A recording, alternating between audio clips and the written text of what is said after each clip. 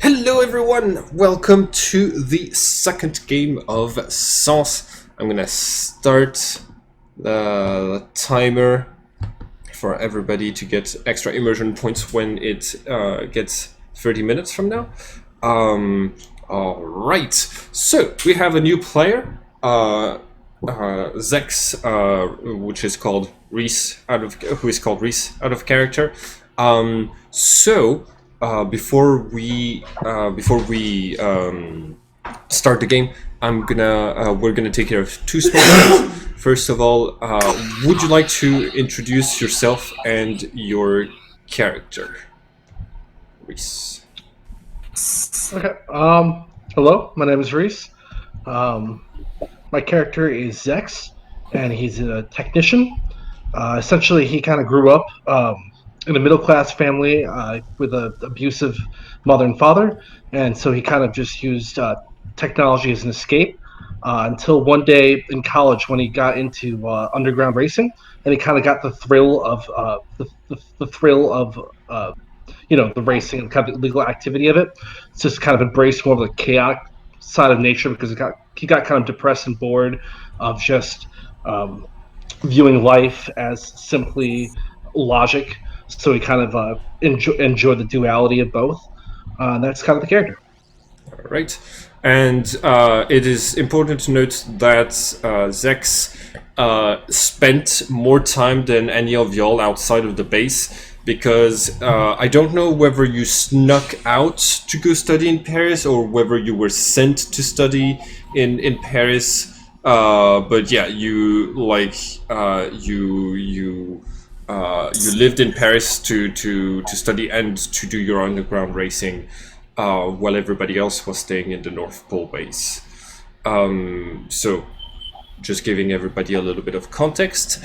So this is now your new tech marine for the team, and we're going to say that he was here all along, and on top of that, everybody is present in the lab where we had left off at the end of the game. Now,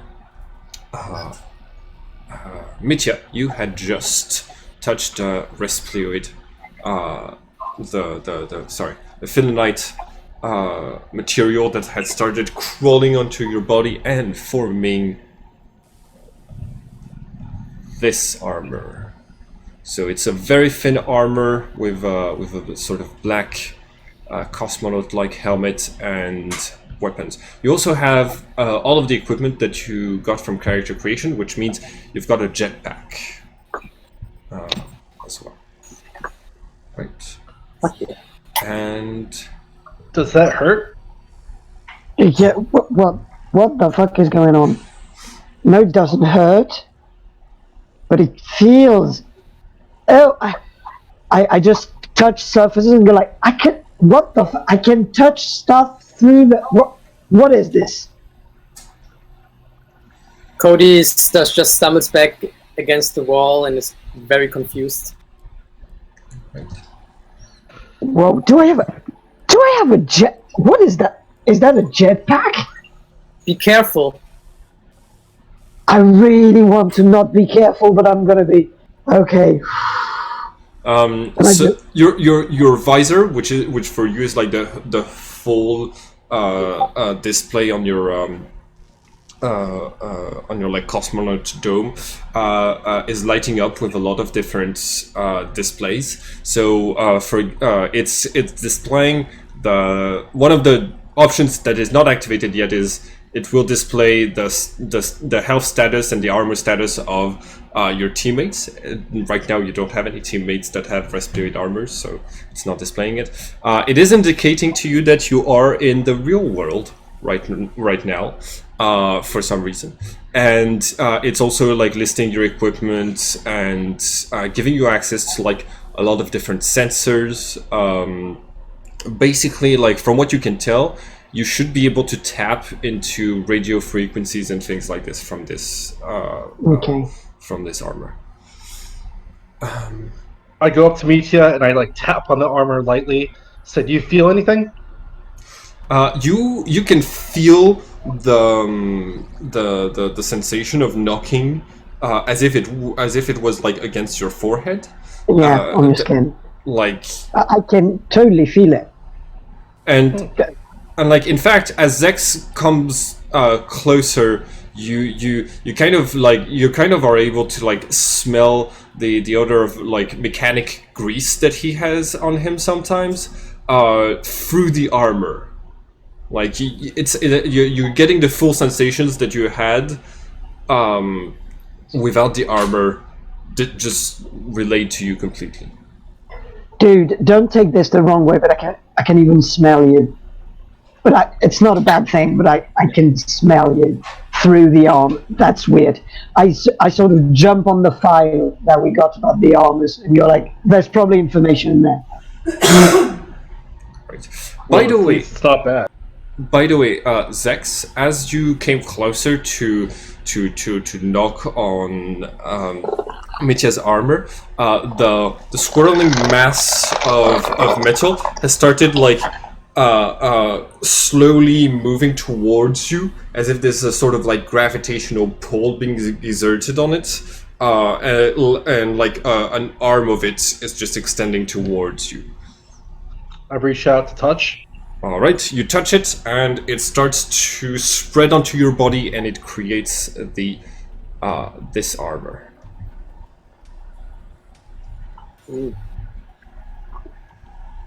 Right. Can I tell what it's made out of? Like what metal? What is it similar to?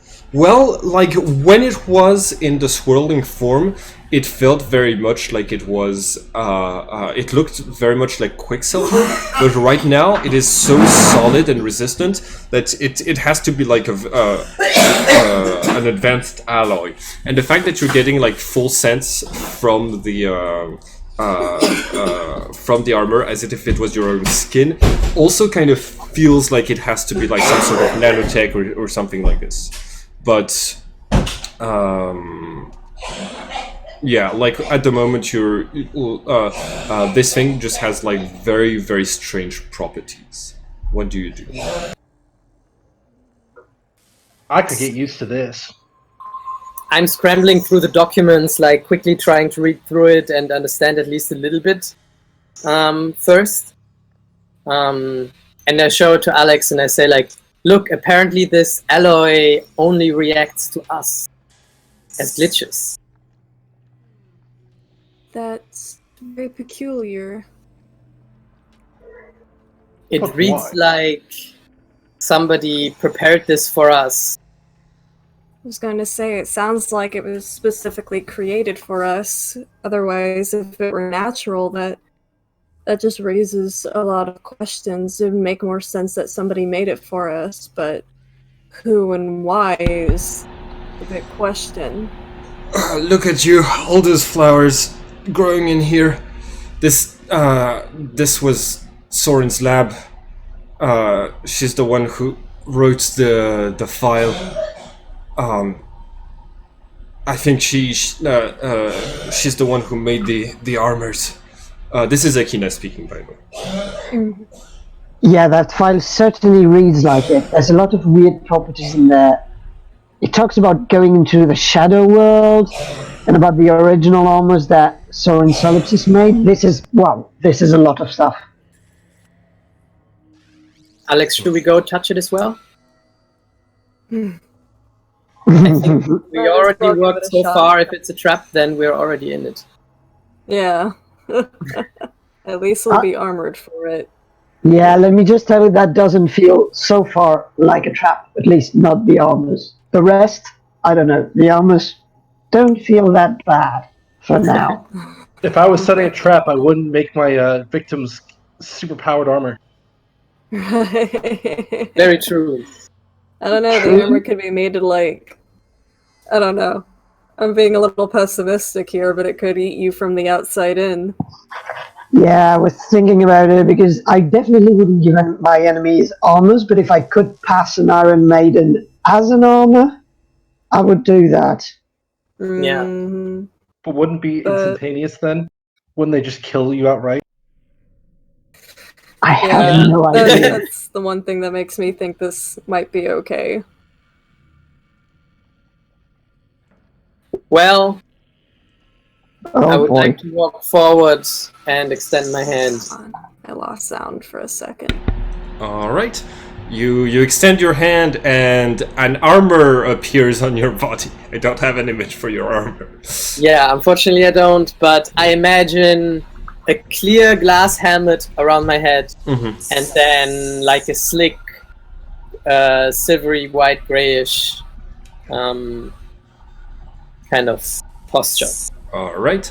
Also, I want to say, I want to let you know, the medical equipment that you were carrying on you gets covered in the filinite metal and just dragged into the armor and is fused into the armor and is now made out of the same metal. And so basically, you've got this extension under your arm. That's your medical equipment that allows you to administer first aid. That's just like now part of the armor.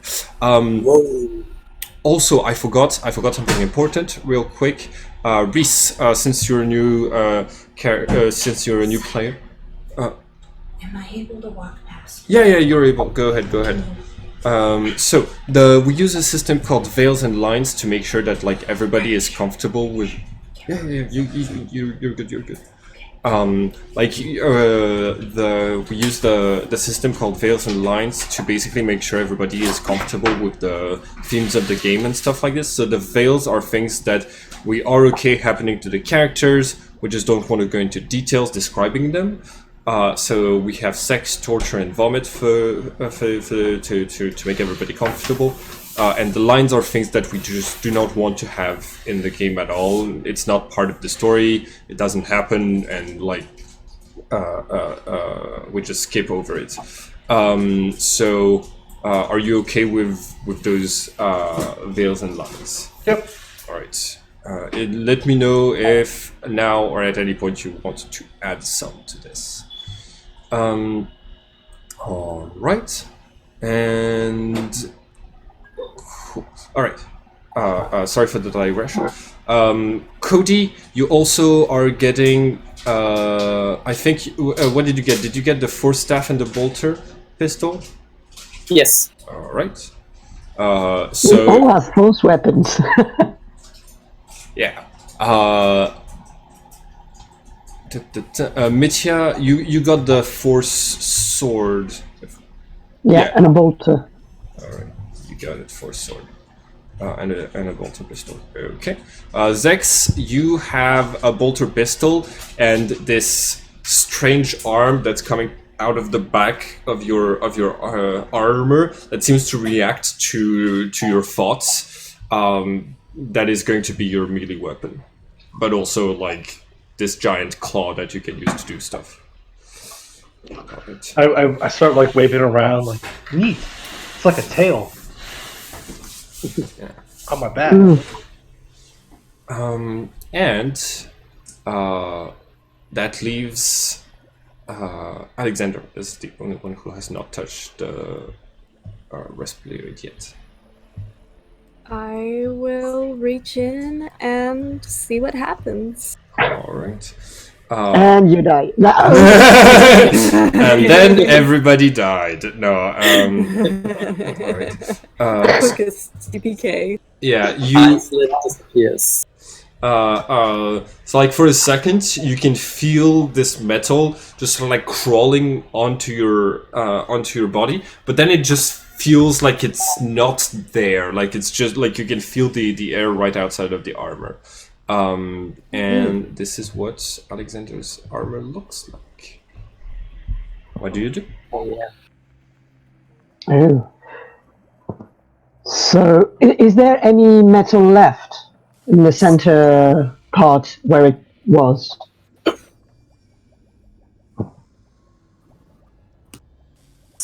This is fascinating, though. Sorry, give me just 1 second. No problem.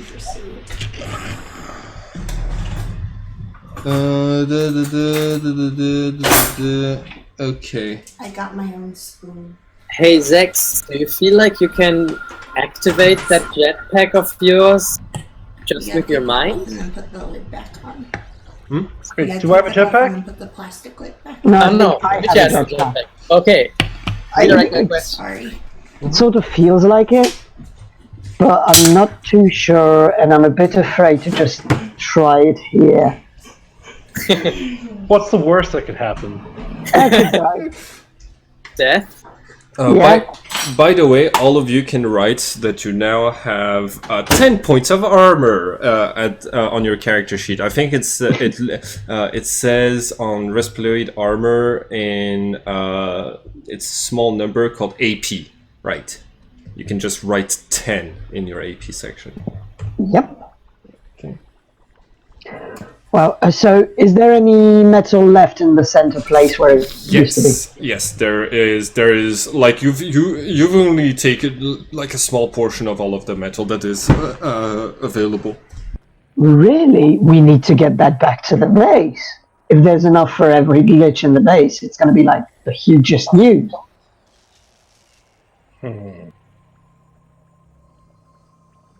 I would like to go forward and inspect the mechanism that is producing this light beam in which the metal is floating.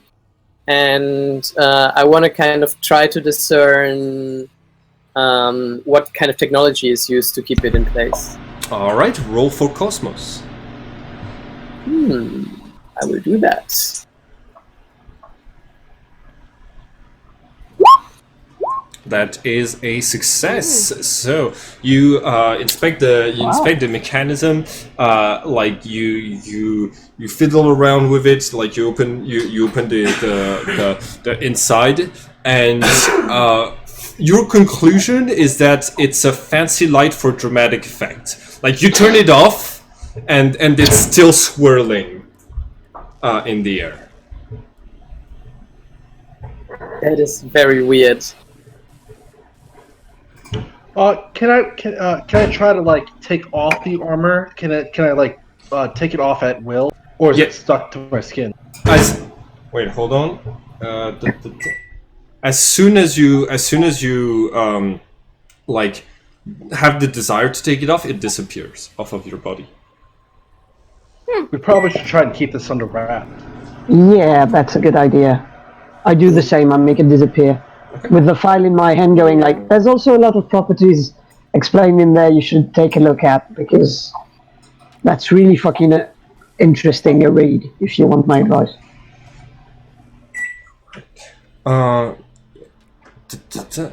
So in like the whole time, like Akina is kind of like silently looking at all of you, and you've never heard him be this quiet. All right. Also, you now have a few seconds to look around the rest of the lab. It is this sort of like very large place. The architecture seems very different from the way that the North Pole base was built, and kind of more ancient in some ways. Only the circle part where you're all standing seems to have been really inhabited. None of the plants or files stuck to the wall that you see in the circle can be found like in the rest of the place. In fact, it's mostly it's very dusty on the outside of that area. You do see this very large door going into the wall over there to the side that is remaining shut. That seems to be one of the only other features of this place. Are there any languages like that I recognize written in the? Like, is it like an ancient? You said it looks ancient. Is there any like? Is there any like? Alright. I would advise you to roll for chaos, and I'm gonna give you a plus 20 to notice things. Chaos is people's ability to like notice details in difficult situations. So, looking around, you're going to find in multiple different places engraved kind of like a like this recurring symbol, which looks like this. But there doesn't seem to be any writing on the walls left behind. It looks kind of more like, you know, the walls are there to be functional, not to be decorative. Okay. Yeah. Okay, Cody, do you think we can take that metal out? Do you think there's a mechanism that puts it into suspension, or is it doing that on its own? Unfortunately, I think that the mechanism here is only for the light and doesn't have anything to do with the floating properties of the metal. Okay. I would like to go forward and reach out to poke it with something and see if what happens if I touch it again. All right. You kind of poke it, and you see that like it kind of like sticks to your sticks to the armor, like sticks to your armor, and you find yourself being able to like pull it with you, and it just like starts to drain like all of the respiratoid slowly into your armor, until you just have most of it. There's still some swirling above your head. Now, practically just like this small pool left for probably just one or two armors. That doesn't seem to have any desire to budge from where it is. Can I try to expel it again? Like after it came, the more of it came into me. Can I try to like get it back out? Go ahead and roll for creation for me, please.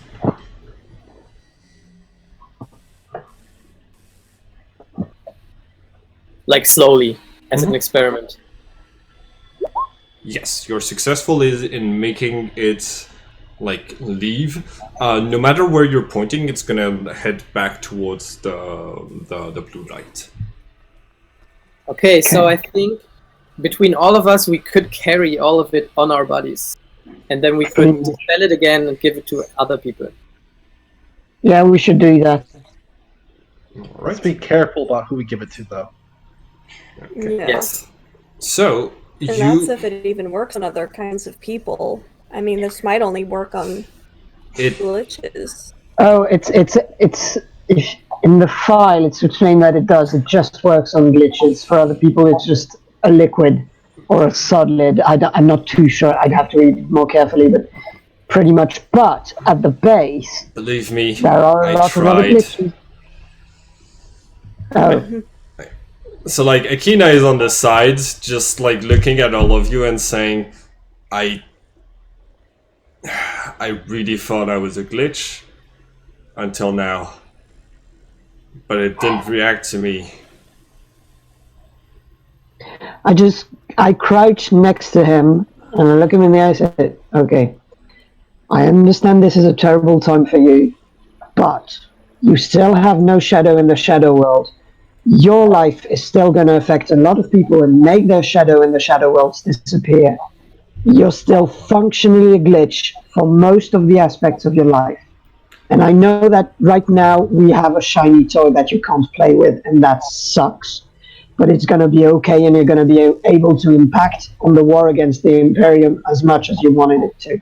So I'm sorry for you, but stop sulking. We need to get out of here and give that to the base. All right.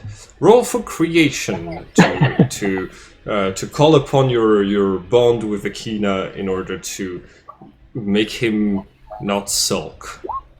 No. He's gonna come with you, but he's still going to be sulking. I'm gonna need some help getting up. Sorry, I'm not the amounts you healed me, Cody, is just not enough for me to like be back to fully operational yet. Oh, can I try something? Can I go into my armor and try to lift him to see if that has changed anything about my physical strength or something like that? So you try to go through the files of your armor, and like this, there isn't really anything about physical strength. No, I mean, I put my armor on and help him up and see if that makes a difference in terms of strength. It does not. No. Okay. The armor doesn't seem to be getting into your way as far as any of the usual physical movements that you do, and it's practical for the tools that it has. So like it's practical for your weapons and stuff like this. But it's not.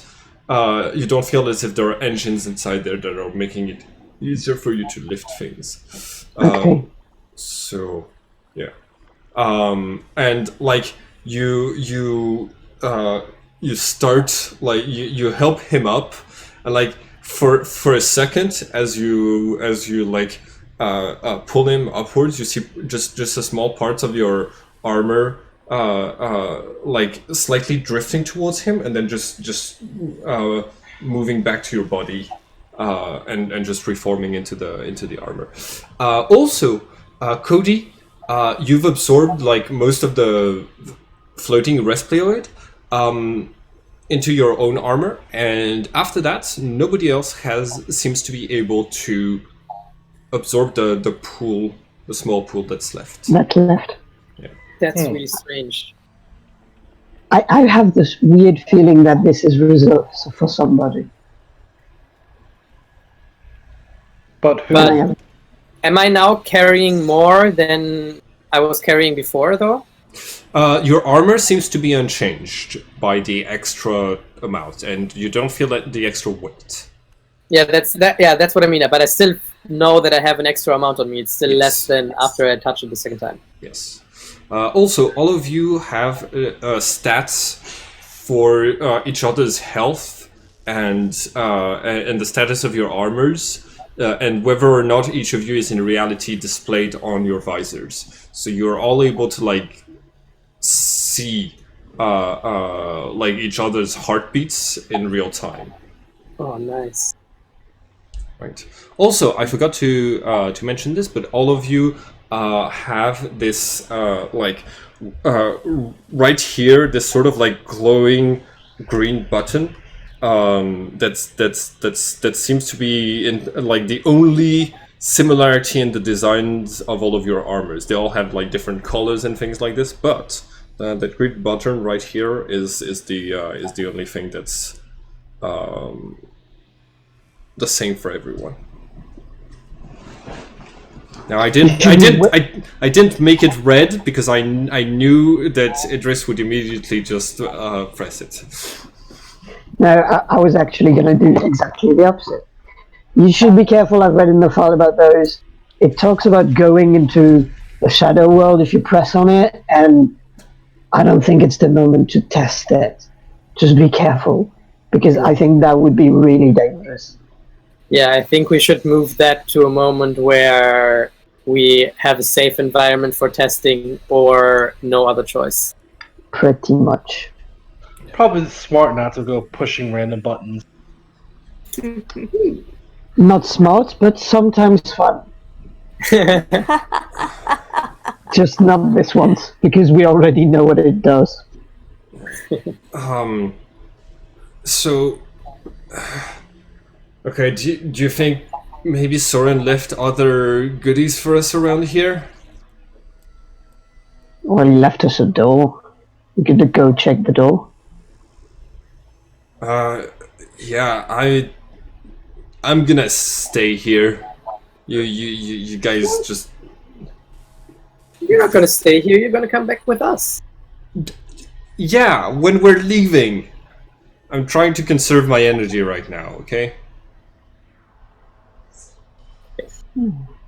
Put me down, Mitya. Yeah, wait a second, I just thought of something. I put him down slowly and I go, how did you get in there if you're not a glitch and the door at the entrance is rigged to let only glitches through? Why do you think it lets only glitches through? I put my hand on it and it opened. Yeah, Well, if Soren put a lock that only glitches could open and you got in here, what does it say about you? That I'm a glitch, but I don't know if that's... Yeah. We're not at the end of this. We have to think a lot about this. Maybe there's a thing wrong with your respiloid armor, but I think, don't despair, because something weird happened. Okay. Everybody gets an extra immersion point.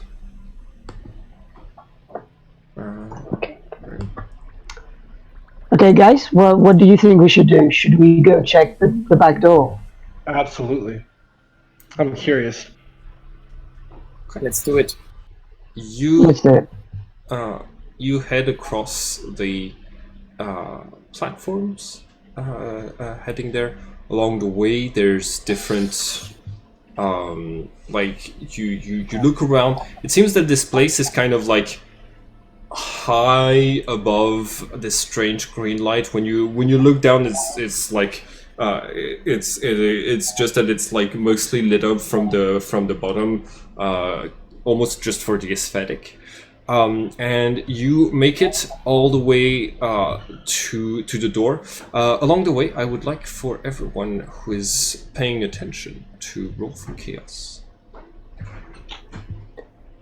Quick question: is there like a piece of debris, like a spare piece of metal or something? No, the place looks very intact. I'm sure you could find something like this, like 3 rooms back, though. If you want some. Just something to drop, so I can see if I can tell how deep this chasm. Oh, you always have bullets. Oh, wait a minute. I take my force sword. I throw it in. Okay. All right. So you see Mitya like he gestures and his a sword just like appears inside of his hand, and it's this brand new piece of equipment that you've all gotten that's high technology, and he just drops it into the chasm. You hear it clanking as it falls into the mist below, just like bouncing around. And after a few seconds, you hear this strange like liquid slurping noise, and you're going to spot that there's this quicksilver thing crawling along the wall of the platform, and just heading back to you. And as soon as it touches Mitya's feet, is going to reabsorb inside of his armor and repop the force sword in his hand. That's pretty cool. Did you count the Mississippis while it fell? 2 or 3? Something Yeah. like that? That's pretty deep. Yeah. Yeah. Mitya, you have spotted the following. There are footsteps in the dust heading towards the door. Now, observing it just seems like it only seems like one set of footsteps, and they're only heading towards the door, and then they Not just away from it. not away from it. They head towards the door and then stop, like a few meters in front of the door, like right into thin air. Okay. I point that out for everybody. This is weird, isn't it? Indeed. I would not... It feels unadvisable to go further than where he disappeared for now. Yeah.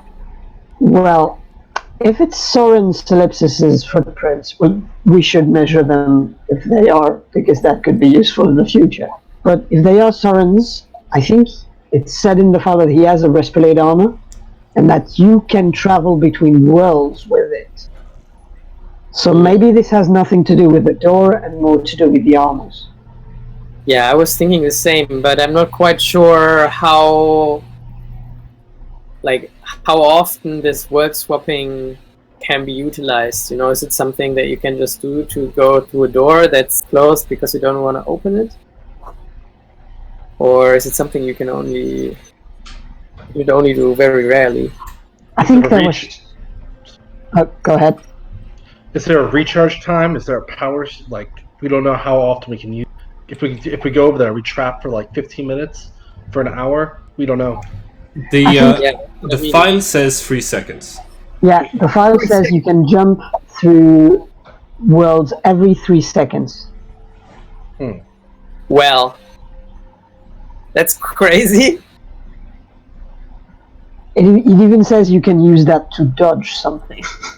Which is like, what kind of experiments have been made about this? Epic! Yeah, but the experiments sounded crazy. He spent also like 2.5 months in space with no food and no air. Just to check The armor. Dang. Okay, so can we see anything that looks like a trap mechanism that could have made the person disappear, like pulled the person up or something like this? So Just to make sure. you did not roll for chaos, so I'm gonna let you roll for chaos. But Alexander and Zex do not notice anything of the sort. Mitya, yeah, you do not either. Mitya, you are going to notice the detail that there is apparently no opening mechanism for the door. Oh god, I think it's a door that doesn't open, so that would justify going into another world to go through. Got that weird impression.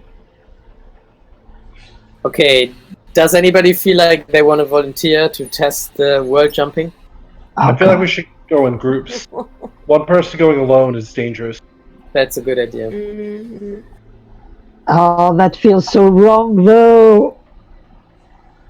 Oh god. Let's split the party between worlds. Yeah, good point. Okay, so here's my plan. Team A, 2 people, jump into the other world, wait 3 seconds and jump back. If they don't come back 3 seconds later, the other ones follow. True. Makes sense.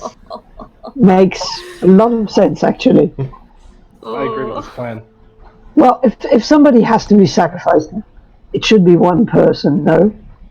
But let's not use the word sacrifice. Let's use the word No, yeah. volunteer. No, I'm being pessimistic, sorry. Oh god. How Oh, should no. we decide?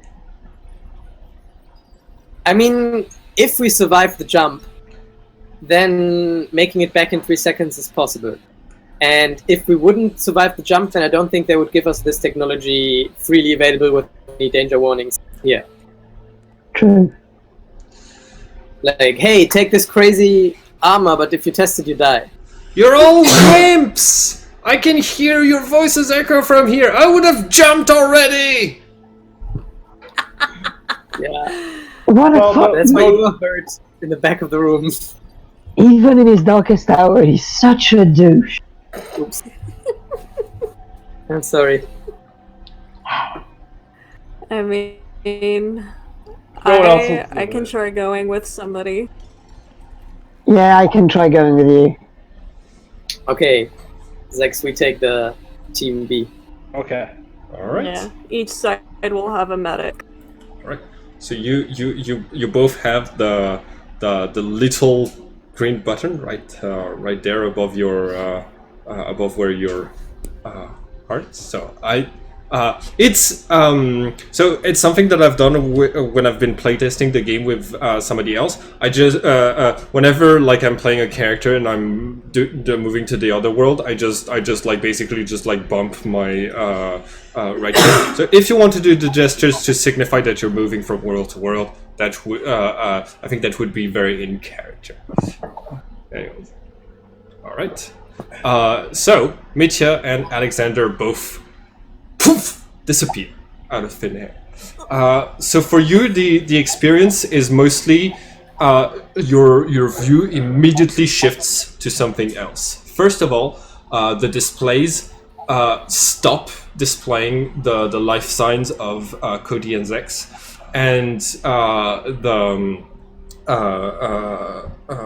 and your display is also letting you know that you're now in the shadow world. This place, which was only supposed to be a computer simulation from the ruins of God, is now a physical place that you're standing in. The other thing that immediately changes is the fact that you're now not standing in front of a door, but a hole in the wall. Looking inside of it, there's this larger room with it seems to be like this sort of strange experiment room with tubes on on the sides of the wall. You see about 10 large tubes. You stay there for 3 seconds before heading back, and you reappear next to your friends. Whoa. Well, you're not dead. No, it was uneventful at best. So far. That's What'd you positive. see? Yeah, mean- so basically the door disappears if you go into the shadow world. And Okay. the other side looks like some strange room of experiments. Do you think there are going to be people in those tubes? I sort of have this inkling that there's going to be people in those tubes. Possibly. Or Who can things. say? Damn it. Certainly nothing pleasant. Oh It's no. not like a candy shop. No, I have a bad feeling about this. Well, you know what they say.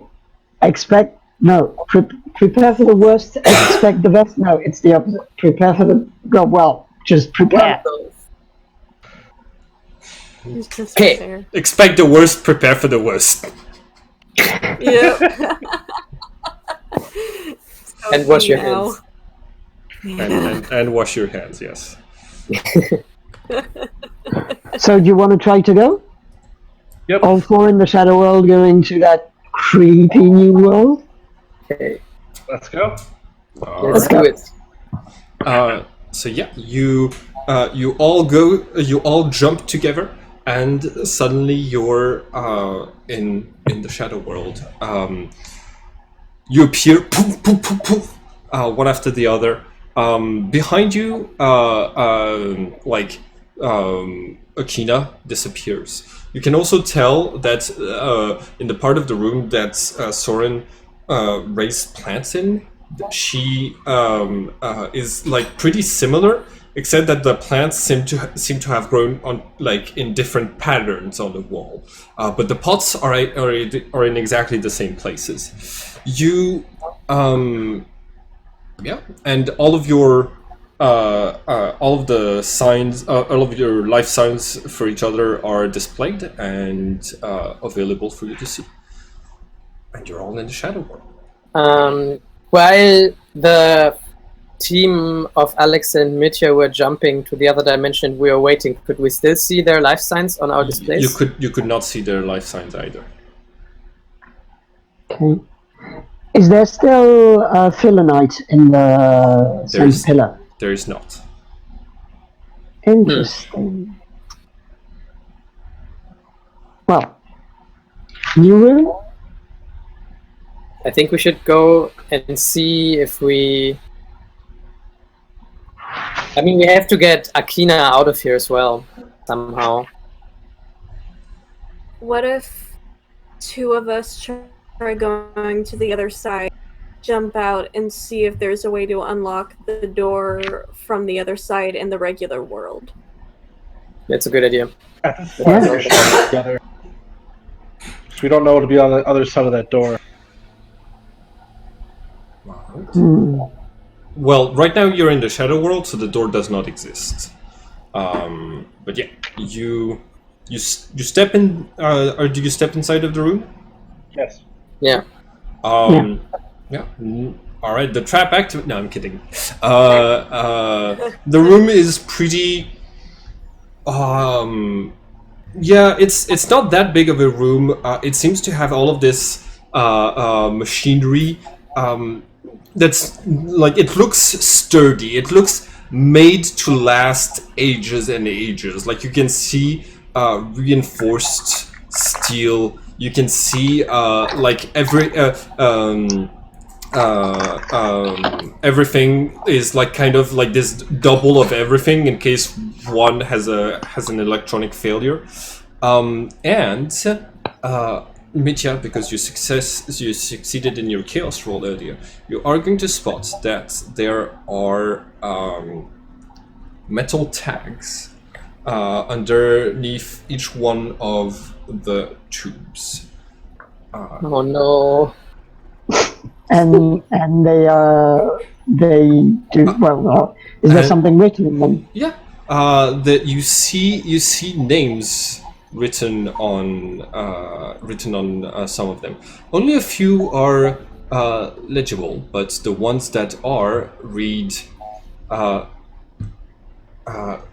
Kropotkin, Idris Roca, Theo Morse, Lazarus, and Reese.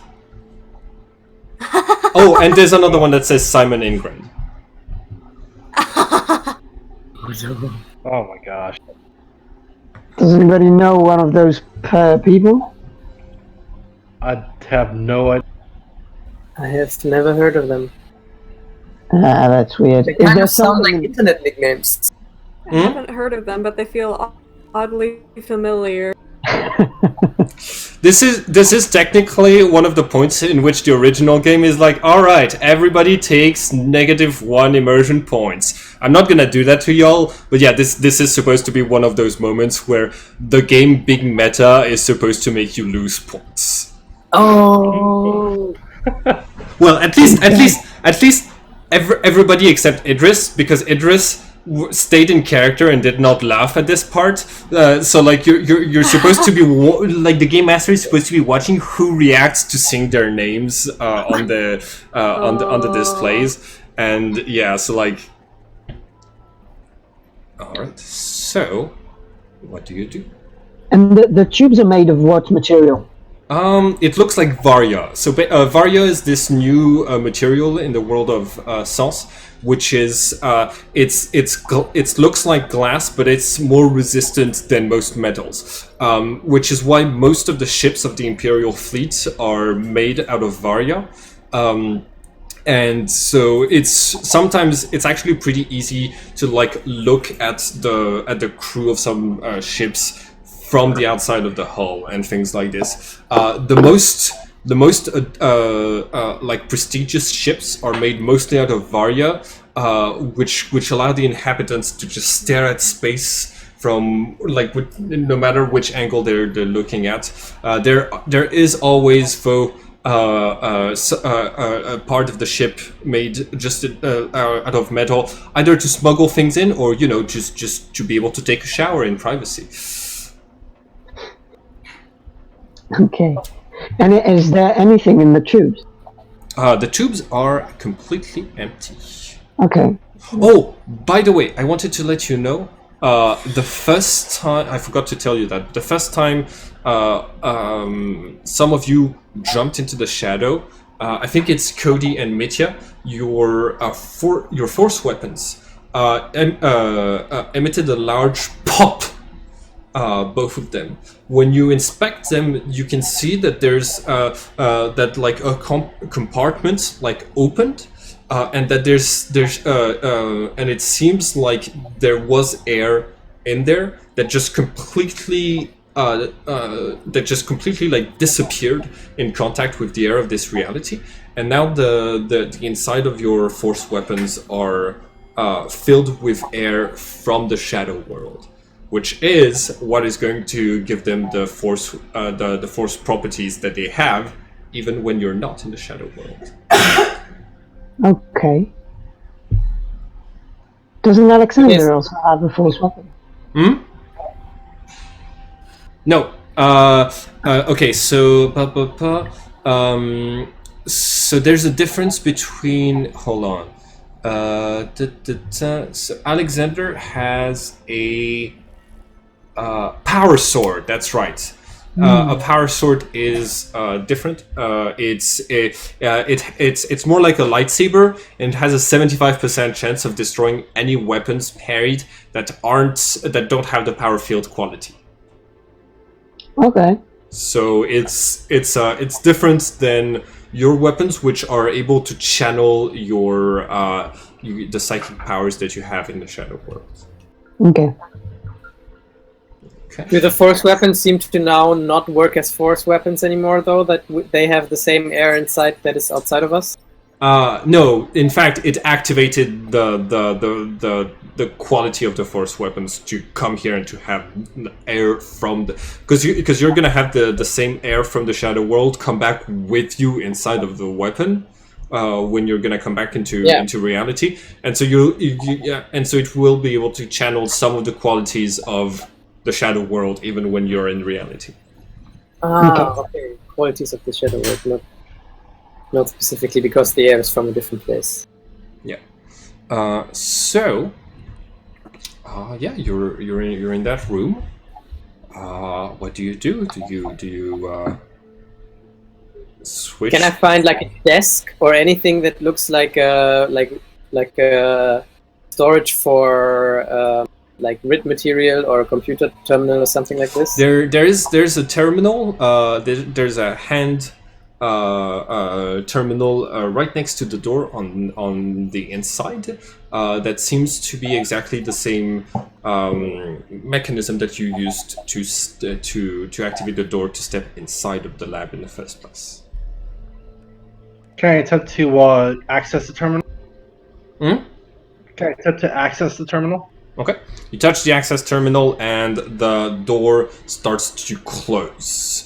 There are those like very heavy steel doors that like when you look at them, they're like heavily reinforced by both metal and varia, and would have been nigh impossible to break through. Okay, so that's definitely a way to get Akina with us. That's nice. Okay, so the door closes and you're all inside. Is there any other door in this place? Nope. Should we pop back into the world? Yeah, I thought about it. Can I do that? Can I pop back into the real world? All right. Quick.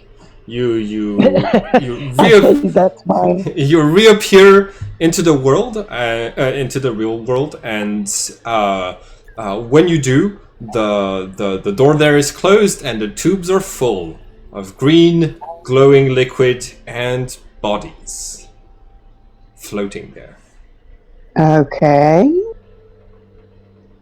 Okay, so the tubes in our world are empty. The tubes that were empty are like full in the real world. Yeah, it seems there are people with masks over their face, with long tubes protruding from it, apparently sleeping inside of the tubes. Okay. And the door is still closed, but the room is the exact same. Yeah, apart from that, the room is the exact same.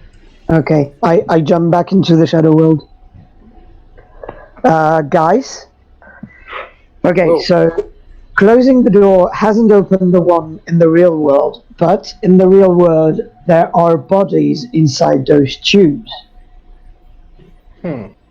What's So Sorry? Okay, Phil, I'm sorry. No, I was thinking, does it mean that the people in those tubes are glitches? Possibly. They could be the glitches of our sword, but they could also be the glitches of Akina's sword.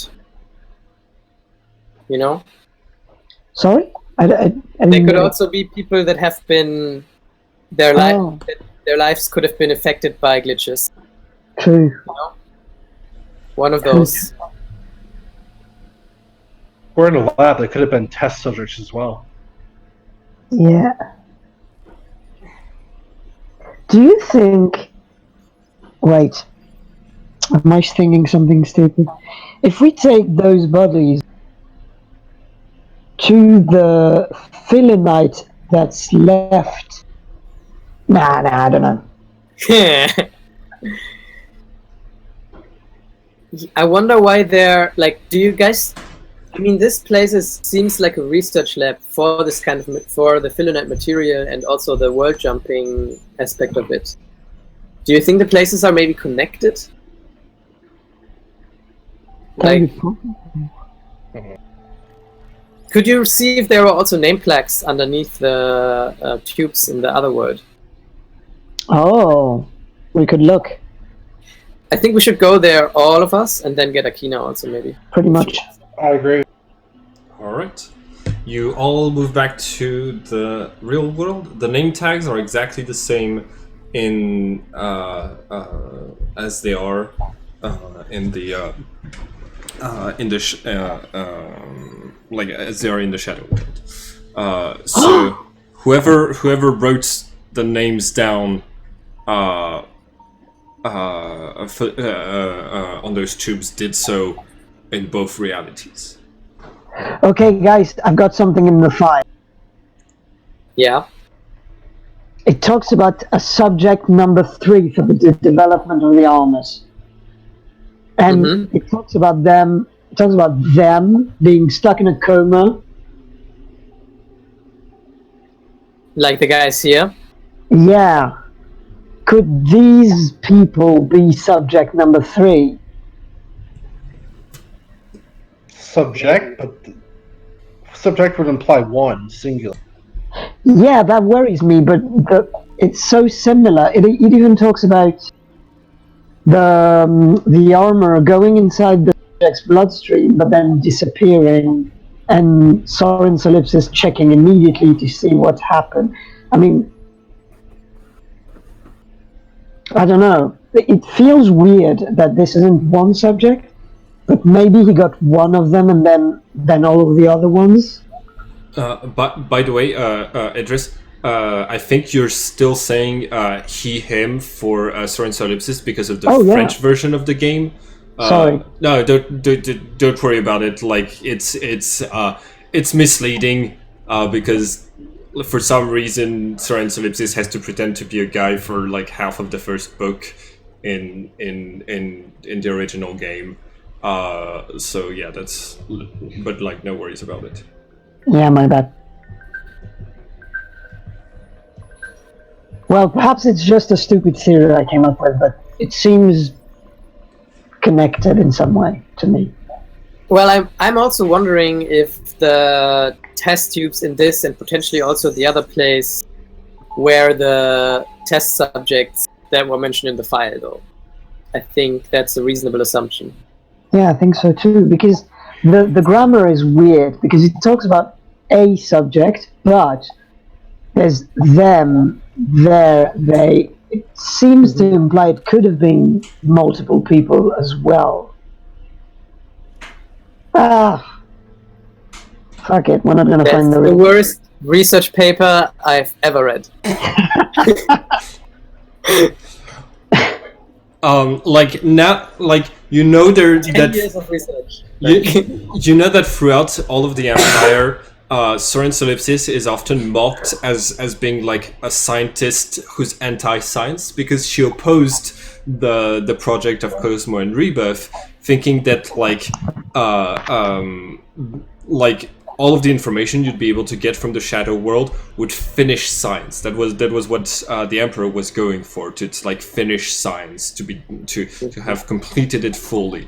Now, Soren opposing this subject is seen as a kind of an obscurantist person who's trying to oppose science. Which means that, and like now that you read the paper, you're not actually sure if all of that propaganda is wrong. But I'm definitely on Soren's side in this debate for sure. Please, science sounds stupid. I mean, it's a possibility though. Like we don't know. We don't know. But yeah, you're right. We don't know. All right. Everybody gains 1 point of immersion. Okay, can I go to Like Zex, how did you close the door in the other world? Because I think you might be able to open it from the same terminal. Do I see the terminal in the real world? The same terminal is present there. I do the same thing. All right, the door opens. Channel. Do I have a camera on me? All of the Resploids are equipped with sensors, and basically you are able to share whatever you see, smell, touch, and so on with the with other Resploid armor wearers. Those are like part of your options when you're communicating. You can also communicate with a limited number of the people on your team, so you could just basically like completely exclude Alexander from all of your talks from here on if you want. Is it possible though to take photos? It would appear that yes, you are able to take recordings. In that case, I would like to take detailed photos of the tube, all the people inside, all right. Name tags, and possibly also the same thing in the shadow world. Actually, all right, you got. Give me a second. Yeah. Cody disappears. Goes back to take pictures. You because you don't have to move between your jumps. You can take pictures from the exact same angle to compare. Oh yeah. Yeah. Okay. Photo jump. All right. So you move back and forth, taking multiple pictures, recording everything that you've seen here. And so from our perspective, it looks like he's just kind of like hopping around, like teleporting around. Exactly. You, all of you can hear Akita once the door finishes, like rumbling open, yelling, hey, what's in the room? Bodies. In tubes. Wow. That's what I want to know. Well, I had expectations of finding something mysterious in Soren's lab. I am not disappointed. Bodies and strange armors. Fuck. I'm gonna rub it into the general's face when I see him. I'm gonna tell him I was right to come here. Do that.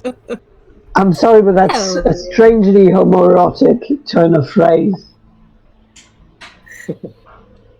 Fuck you, Mitya!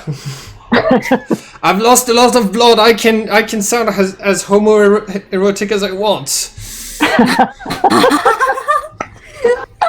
You definitely can. You've earned the right. Akina, do you feel you have the energy to join us here real quick and have a look at these bodies? Maybe you recognize some of them or know any of the names that are written.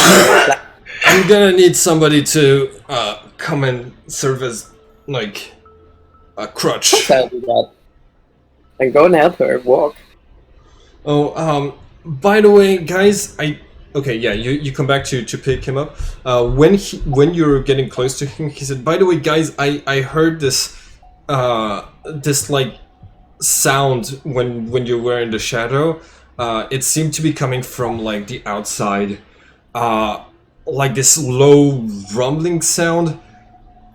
It took me a second, but never mind. It's probably just the mountain of rubbish above our heads shifting." No, wait.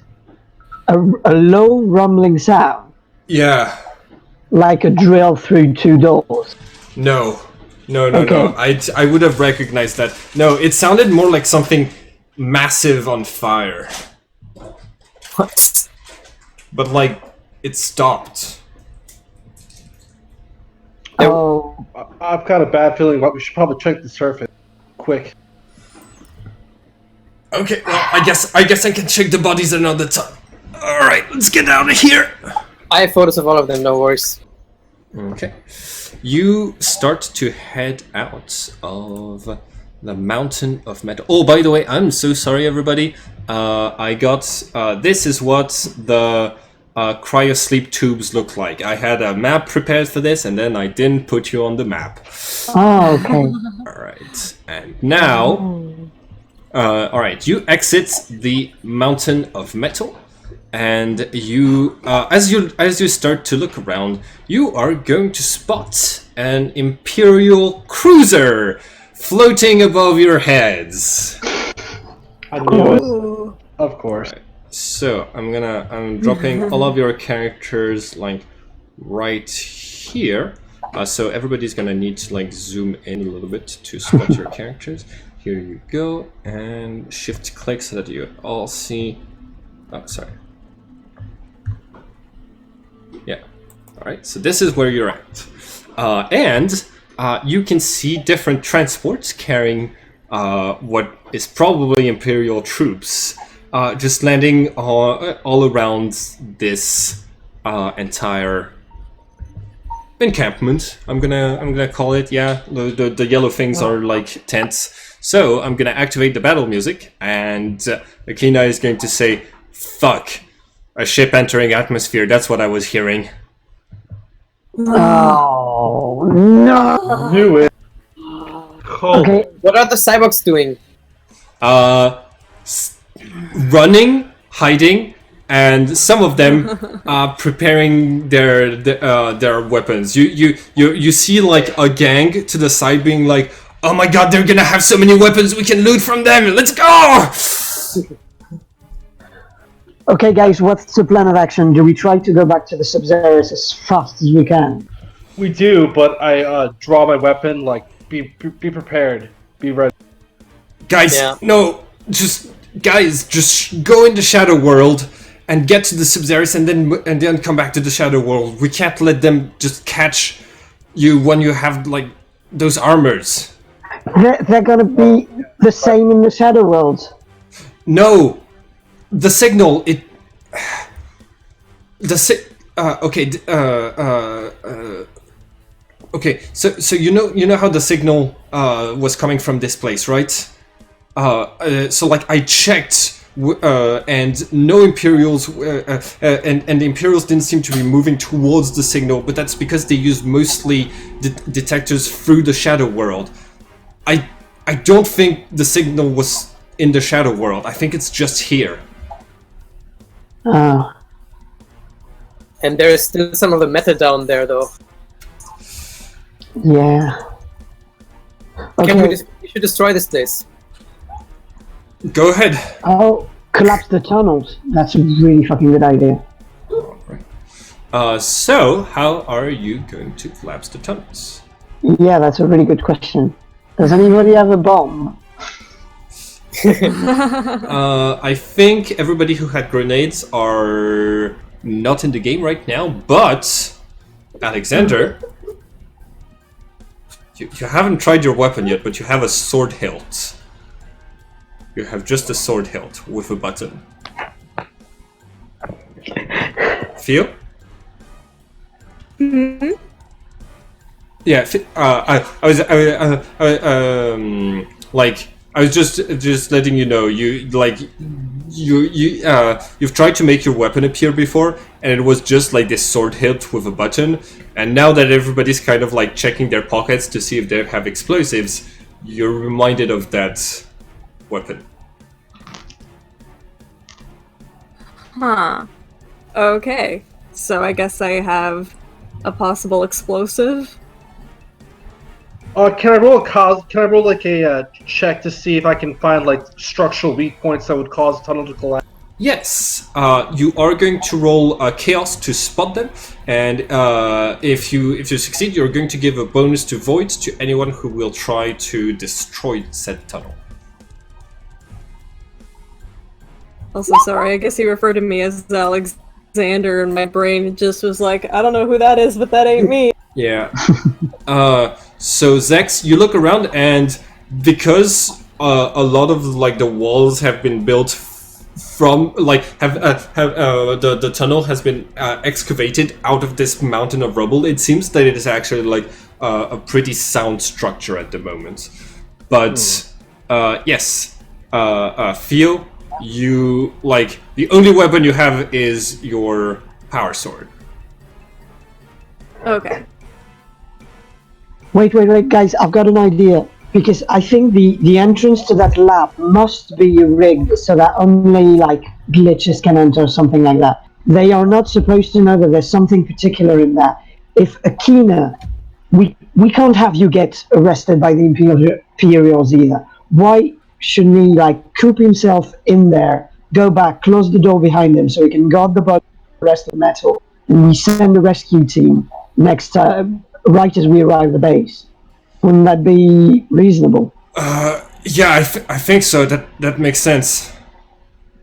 Yeah, but there's like a whole like huge spaceship full of Imperial soldiers. They're gonna have drills to go through the door anyways, even if it's locked. That door wasn't that. Damn it. Didn't look that And resistant. then Akina is alone. Wait, I can lock myself inside with the bodies. They won't be able to pass that door. It's reinforced with Varya. Varya's supposed to be almost indestructible unless they like do an orbital bombardment, and then they won't be able to and then they wouldn't even be able to salvage anything from the lab. So it would be useless for them to do that. I think that's a good plan. Okay, yeah.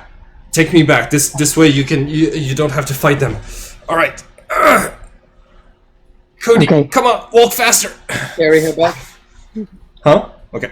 You bring Akina back, and you are okay. You bring him all the way to the cryosleep chamber. I think we did something. Wait a minute. I think we did something stupid with the arrangement of the opening and door.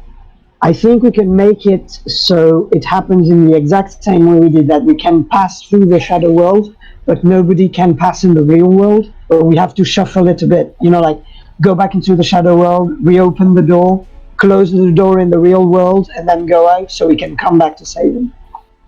Oh yeah. I would love it if you could come back to save me. I give her all my rations, like all the food that I have, and like Okay. water and stuff like Same. this. Yeah. Okay. And I do the shuffling of doors. Yeah. Okay. Akina says thank you. He says I'll be waiting for you. Guys, I was seriously considering for a second just like going out but guns blazing while Imperials were running after you. You're really stealing my thunder today. Motherfuckers. I'm gonna make it out of here so that I can pay you so that I can repay you guys for what you did to me today. And hey, tell the general to go fuck himself. Don't do that. Fuck face. Okay, so like he lies down like next to one of the empty tubes, and he's gonna say, "Now go, get out of here." My theory about them not being able to be in the shadow world might not be as accurate. All right, you close the door in the real world. You pass back into the shadow where the door is open, and then you head through the lab in the shadow. I have a question. How fast does the door close? Like something like this. You have you have time to run out, but they're already closed by the time that you're done with your stuff. Okay. Well, let's go out in the shadow world. Do we do that? Yeah. Okay, Akina. Don't do anything stupid. Does she have a communication device on her? He does have a oh no, he does not. You could leave him. I don't think any of you had communication devices because the radios were in the Sub-Zeros. So he's not gonna have any way of communicating with all of you. Fuck. Okay, let's go. All right. We gotta go. All right. Yeah. You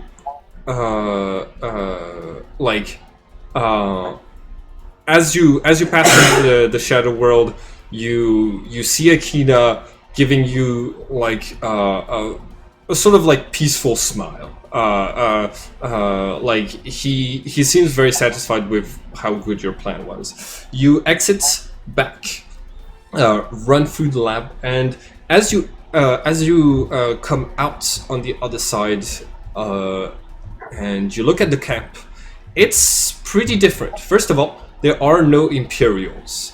The cruiser isn't there, and also there seems to be no cyborgs around. It's eerily quiet. You are able to have a look at the shadow world a little bit better, and it really feels like it's a world that is incomplete. First off, you start to notice that even when there's a breeze, you don't feel the cold, but you certainly were feeling it through your armor in the real world. And on top of that, it seems like some of the places look like they're still under construction, strangely enough. There's this scaffolding around some of the structures, including some natural structures like mountains still have some scaffolding, which is shaped basically like it's made out of squares with diagonals running through them, that are just like angled in a kind of like into like cubic patterns. But it's not everywhere. It's just in some places where like where it feels where it looks like the place might be slightly incomplete. And moving around through here, you really get the sense that the laws of physics aren't are more a simulation here than they are in the real world, and you get the sense that you'd be able to use the powers that were described inside of the file. Now, you did move into the shadow world with the file. I'm going to assume that one of you put it in a bag of Resplioids so that it just didn't get destroyed. You have small pouches to like transport stuff with you, so you're still going to have the file. It's not going to have been destroyed by contact with another world. You move around the deserted camp, not spotting any soul. You make it all the way to where you hid your Sub-Zerts, and you're able to return to the shadow. Return to the real world. You find your Sub-Zerts there. Now, as soon as you reappear, there's still like the cruiser overhead, and you can hear gunshots in the distance. The automatic laser pistols of the Imperial, and then the rudimentary bullet weapons of the cyborgs fighting back. And from the sounds that you're hearing, it's a bloodbath, and the Imperials are like winning. But you've reached, you've reached your transport. You're gonna be able to get out of there if you want. So what do you do? Let's boogie. Okay, I know we shouldn't feel sorry for those cyborgs because they all feel shady as hell, but I'm still very sorry for them. Like, this is fucked up. It's kind of a little bit because of us. But what can we do? Run. I think. Yeah. The All right. 4-person army won't survive. My cat is begging for snuggles. I can tell. Yeah, that's so cute. Okay. So you enter the Sub-Zerts, and you all know that if you get caught here and that the existence of glitches is revealed to the Empire, there might be even more trouble for the cyborgs, who might get tortured and interrogated much more roughly. So, doing your best to preserve them, you get into the Sub-Zerts. Which of you is driving? I believe I should be a decent pilot. All right. In this case, you are the one who takes control of the vehicle.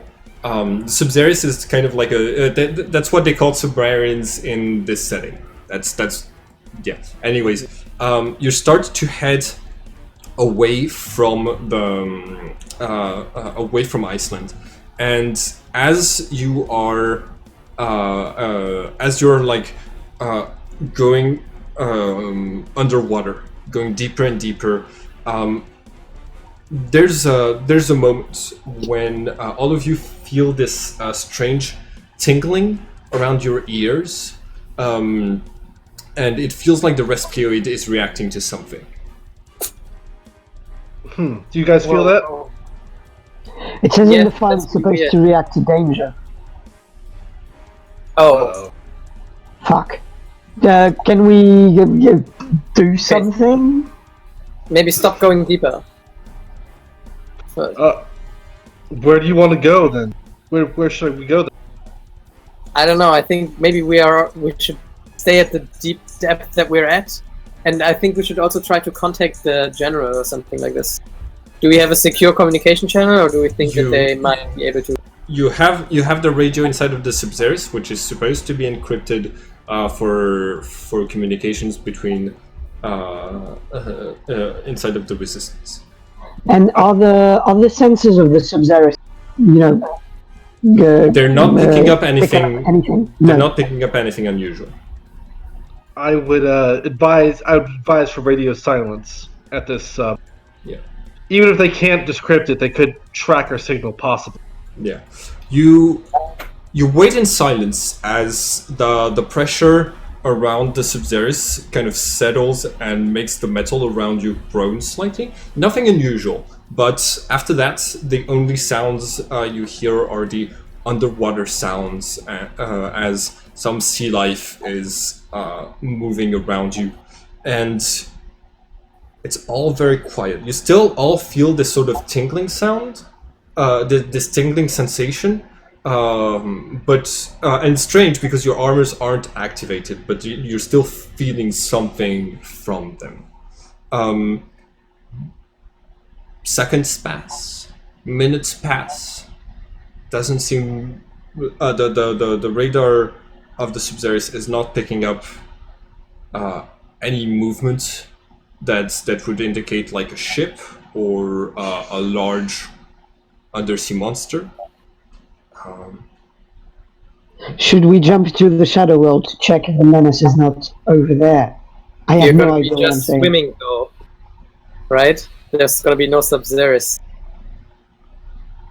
Oh, And if we jump in the shadow world, then we're moving right now. So then when we reappear in the real world, You stopped moving when you said you weren't going to go any deeper. I assume you're like kind of off of Okay. the coast of Iceland, and you're just waiting there. okay.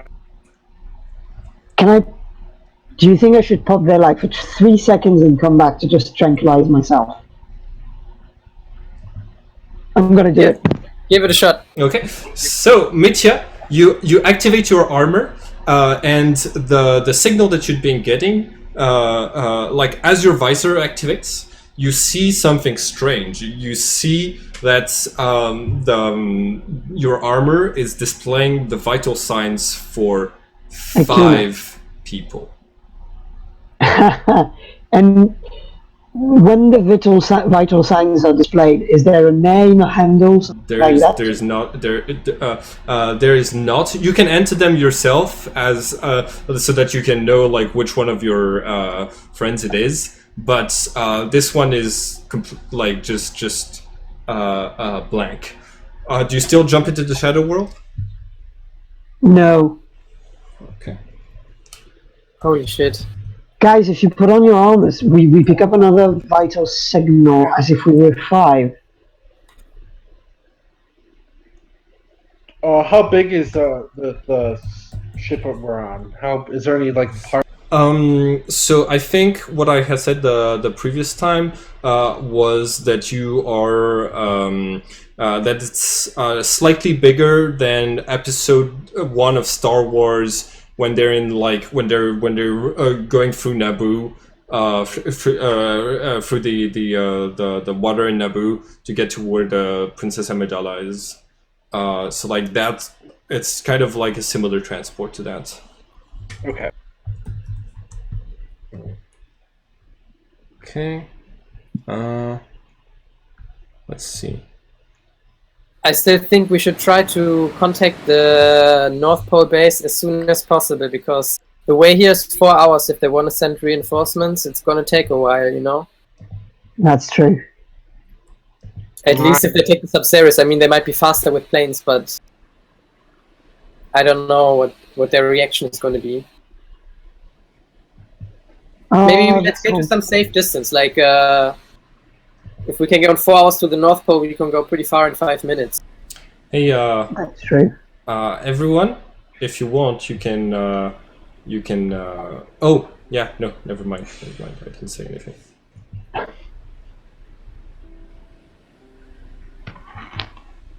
Should we do that? I agree with that plan. Yeah, let's do that. Can we also see if that other life sign is with us or on Iceland? Because it might disappear if we go further away. You do have GPS locations of the other armors that are within reach, and one of the the signal is coming from Iceland. Like from the place we just left. Yes. Yeah. I think Akina has activated his armor. Either that or the Empire also has glitches. Oh, this feels terrible. And then you start to get a video feed from transmitted to you by the last armor. And Oh yeah, we can contact each other. yeah, and it allows you to see Akina shooting at Imperials, and then whoever is wearing the armor raises their weapons and blows his head off. No. No.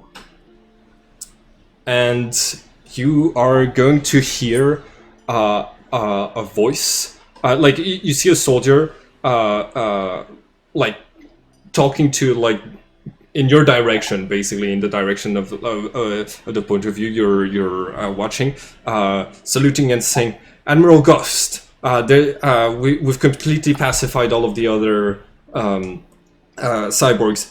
Some of them said that they had visitors recently. What should we do?" And the last thing you're gonna hear before the communication cuts is, "Don't worry, we'll find those rebels." Oh. Quick question. Do we know if the Empire knows about the glitch phenomenon at all? Your intel suggests that they are not aware. That's trouble. It might be that somebody was a glitch and got the armor without knowing why they're getting the armor, because you have the file from Soren.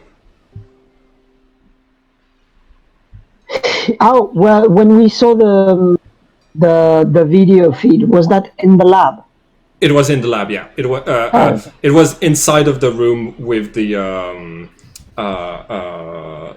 tubes. And what name did he say? General Ghost. Ghost?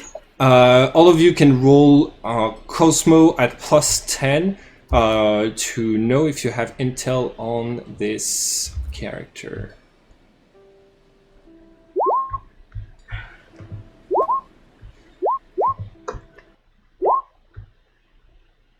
Okay. Did anybody succeed? Alexander did. Alexander, you are aware of Admiral Ghost. He is a high-ranking imperial. Wait, hold on. Where did I? Did I not upload him? I don't think I uploaded him. Give me just 1 second.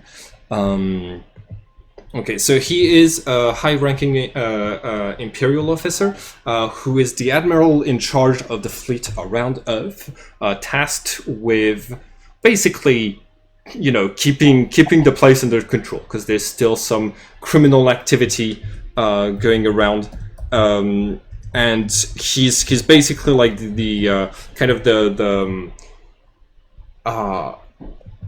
main enemy. Everybody gets one immersion point. He's basically like one of the most high-ranking people in the Imperium, in the Empire, that you consider enemies. Where did I? Okay, here we go. So... This will be a problem. Yeah. That's... Don't like that. Also, there are... it's so weird because there's so many ways for things to go with Akina. In the original game, he is supposed to commit suicide when he finds out he's not a glitch. In the test game that I'm running to test out the game mechanics, the other player managed to save him, and he's still alive in that other game. And then when you told me, yeah, we're gonna leave him there, he'll be fine, I was like, When he said that goodbye, I kind of got the feeling. Let's be. yeah, I Death can, flag.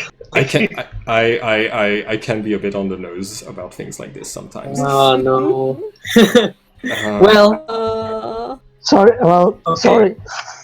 no need to contact the general anymore, I guess. Let's bail. Also, look. Yeah, okay, let's go. But also, I'm kind of worried the fact that they can contact us whenever. We should probably test out if we can hide our suit by. Yeah, you you actually get his location blocked from before you actually start doing that yourselves, and yeah, you're able to block your location from people if you want. So Okay. this is what the Emerald Ghost looks like, and you can click on the wheel thing to zoom in if you'd like. Yeah. Everybody, make sure that you block so we don't lead them right to the rebel base. Yep. Yeah. Block everything but you. Like, He looks like a bad guy. Like he looks like this is. Oh my god. This is like bad news. He looks like bad news. He Just sounds Yeah. like radiates bad news. you cannot evil wear a energy. uniform like that and But- not be a bad guy. But He by looks like a Nazi. Yeah. I mean, like, I'm pretty sure the image was inspired, is from the 40k universe, so that makes the Warhammer 40k universe. So it makes sense that he looks like a Nazi. That's what they are. Yeah. Also, Space fashion. Alexander, I would like to point out for you that one of the things that is known about Admiral Ghost is the following. Loads of people are wondering why he has such a high-ranking position at such a young age. It is known by some people that he is a sort of protege of the Emperor himself. And people are attributing his, his quick rise in the ranks of the Imperial Army is due to favoritism, but maybe not.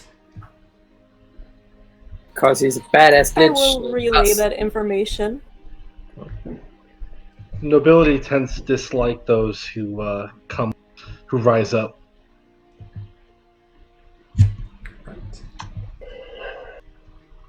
Oh, that's a load of bad news to give to the General Costa. He's not going to be happy. Mm-mm. Half an hour ago, I thought we were walking out here with Akina and everything's gonna be fine. Yeah, me too. Why did Akina just grow stupid and go out of the base on the day the Imperials are there? It feels like bad luck. And a little bit like a setup in some way. Well, totally like a setup. We were right, it was a trap. Possibly. But if it was a trap, it was a very poorly laid one. Incompetent at best. Indeed. Except maybe we weren't the target. And this is like so much bad news if we weren't. Because maybe, just maybe, they wanted to get in that lab. Because we may have given them something of much more value than us without knowing it. Like, I don't know, but those bodies and the lab, maybe there were things there that we did. Ah, damn it! I think this is bad news. I think this is terrible news. I should think the day is we just. even go back to the base, guys? Or should we hide somewhere first for a while? We have to let the rest of the resistance know. That's true, but we also don't know if anybody's tracking us. Like, if that was a trap with the goal to set us up, then finding the base would be the best outcome for them, no? Yeah. Is there a way that we can contact the base long distance You to have them know, but not? you have a long-range radio available to you, which is encrypted for resistance transmissions. We could let them know, and then let them know that we're going to stay in hiding for a while until we can guarantee that we're not being tracked. Yeah, perhaps that's good. All right. You activate the communication and get in touch with an operator. After using your passwords to relay that you are members of the resistance, the operator is going to say, it's so good to hear from you. We got a massive signal burst from Iceland 30 minutes ago, and then our intel told us that there was an imperial cruiser coming down to check it out. We were so worried about you. Is everybody okay? Well, This is General Costa. Mission report immediately. okay.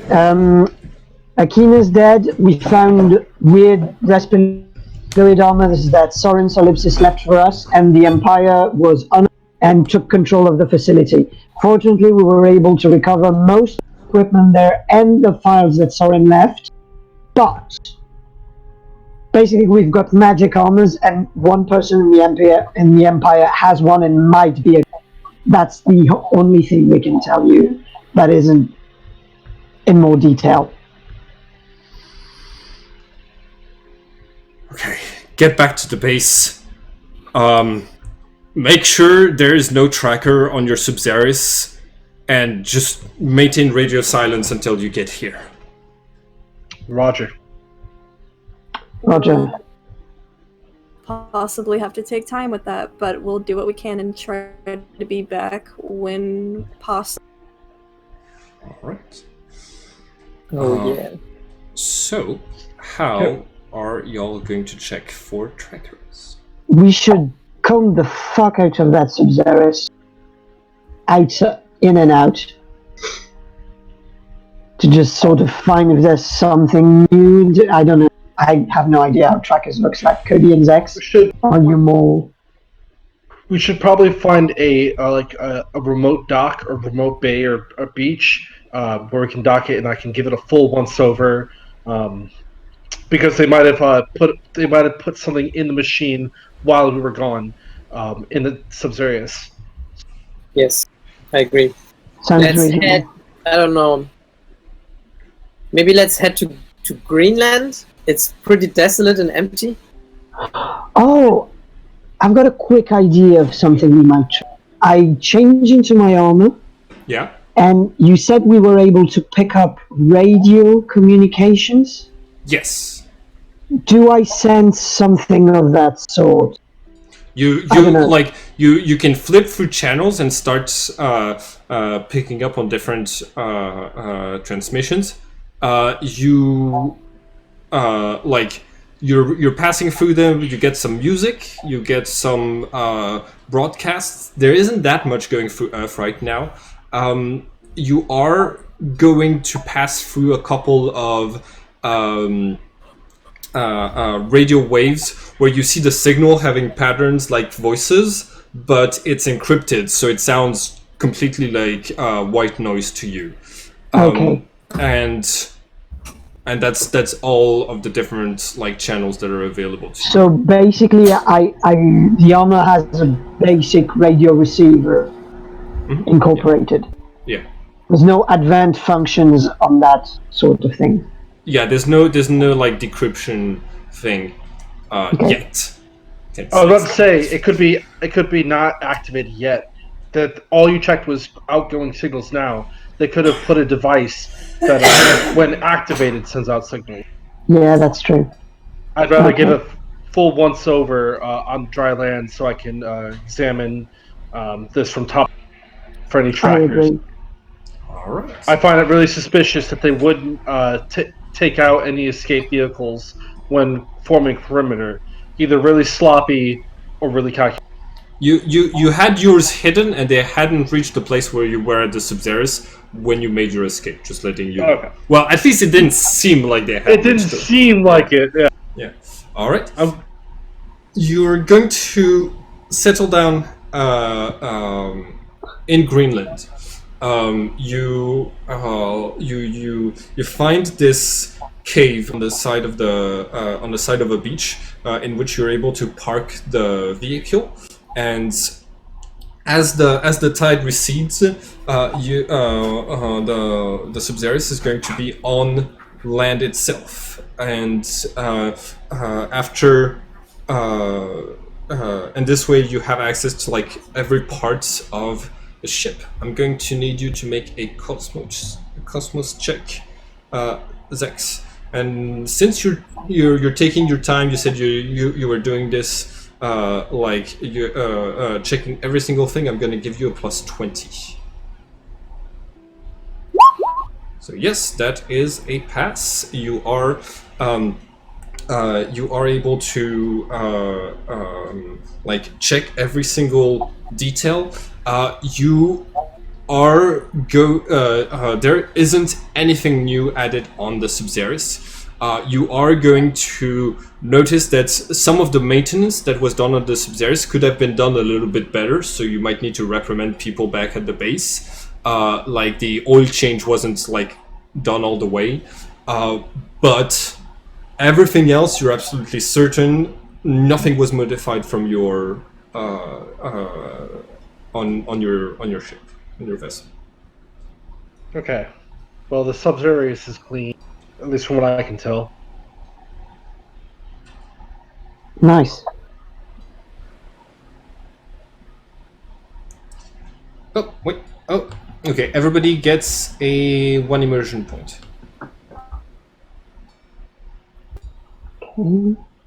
Should we get on our way back to the base?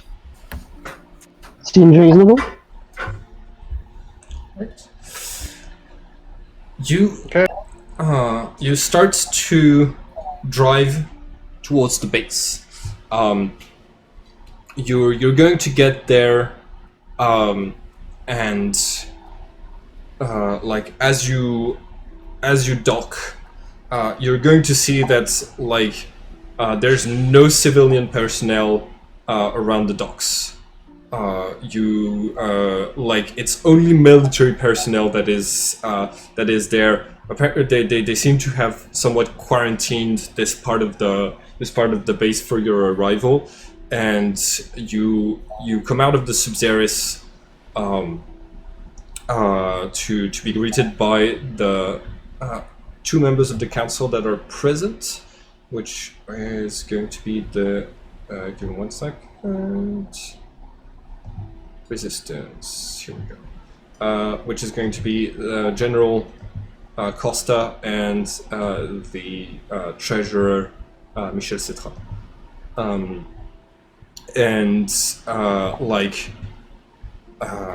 So General Costa like sees you exiting the vehicle and says, "I'm glad you're still alive.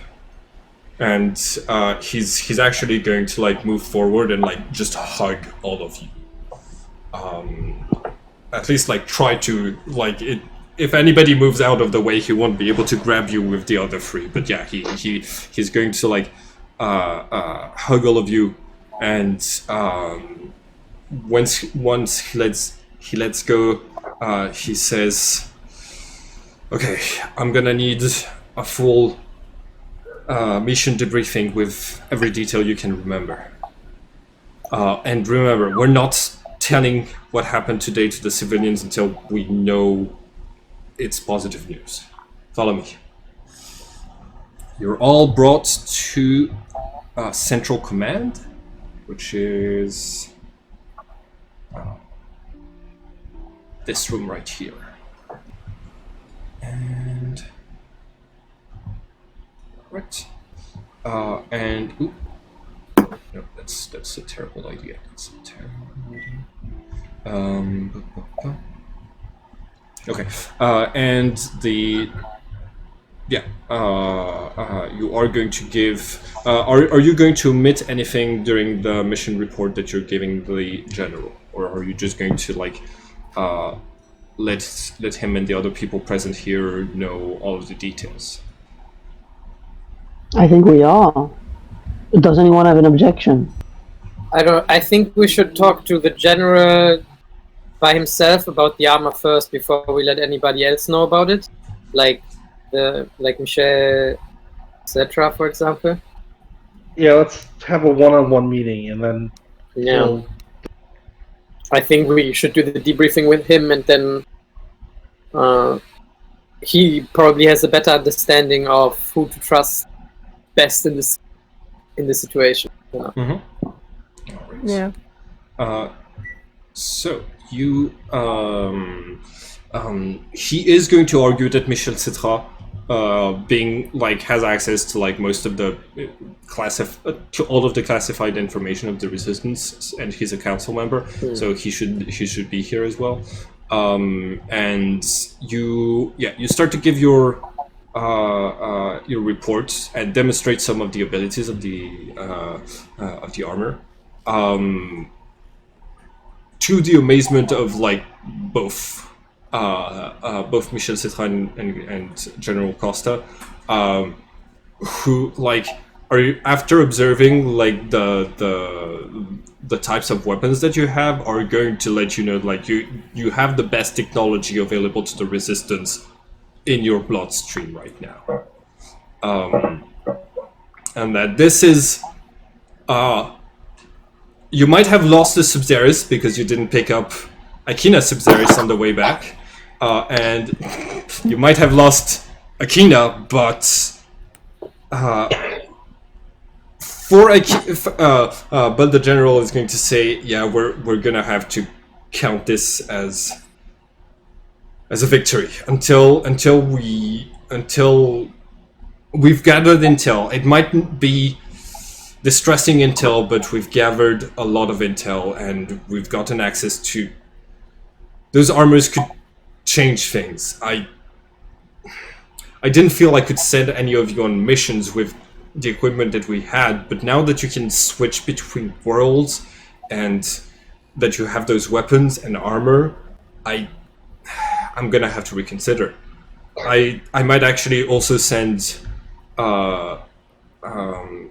Team Alpha to scout the to scout the Iceland, and when the Imperials leave, go and get. Oh no! Wait, you've brought the armors with you, right? The rest of them? Yes, I brought as much as I could carry. Okay. In this case, we're gonna be able to give them. I think there was like 2 charges left of the metal in the end. If I can ascertain roughly how much material disappeared every time we touched it. Right. Okay. So you see like the general seems to be thinking about like ways to spin this to the public and thinking about the details of the mission and like if he forgot anything crucial. And Michelle turns to you and says, Akina, did he was there anything that he said that he wanted to? Did he want us to contact his adopted mother? Oh, he did say something. Told us to tell you to go fuck yourself. Yeah, the general, not you, Mr. Cetra. General Costa, he really wanted you before he died to know that you should fuck yourself. I'm sorry, those are his exact words. Comrade died in the field. I'm just reporting. He said nothing about his adopted mother. Also, I don't like how you are. You say that, and my first reaction was, all right, well, I guess I'm gonna have to put him on toilet cleaning duty again, and then I just realized I won't be able to. Yeah. Well, we could say also that in the end, he got exactly what he wanted. No more toilet duties for Akina. He would have been glad to know that there were no more toilet duties in his future. That's true.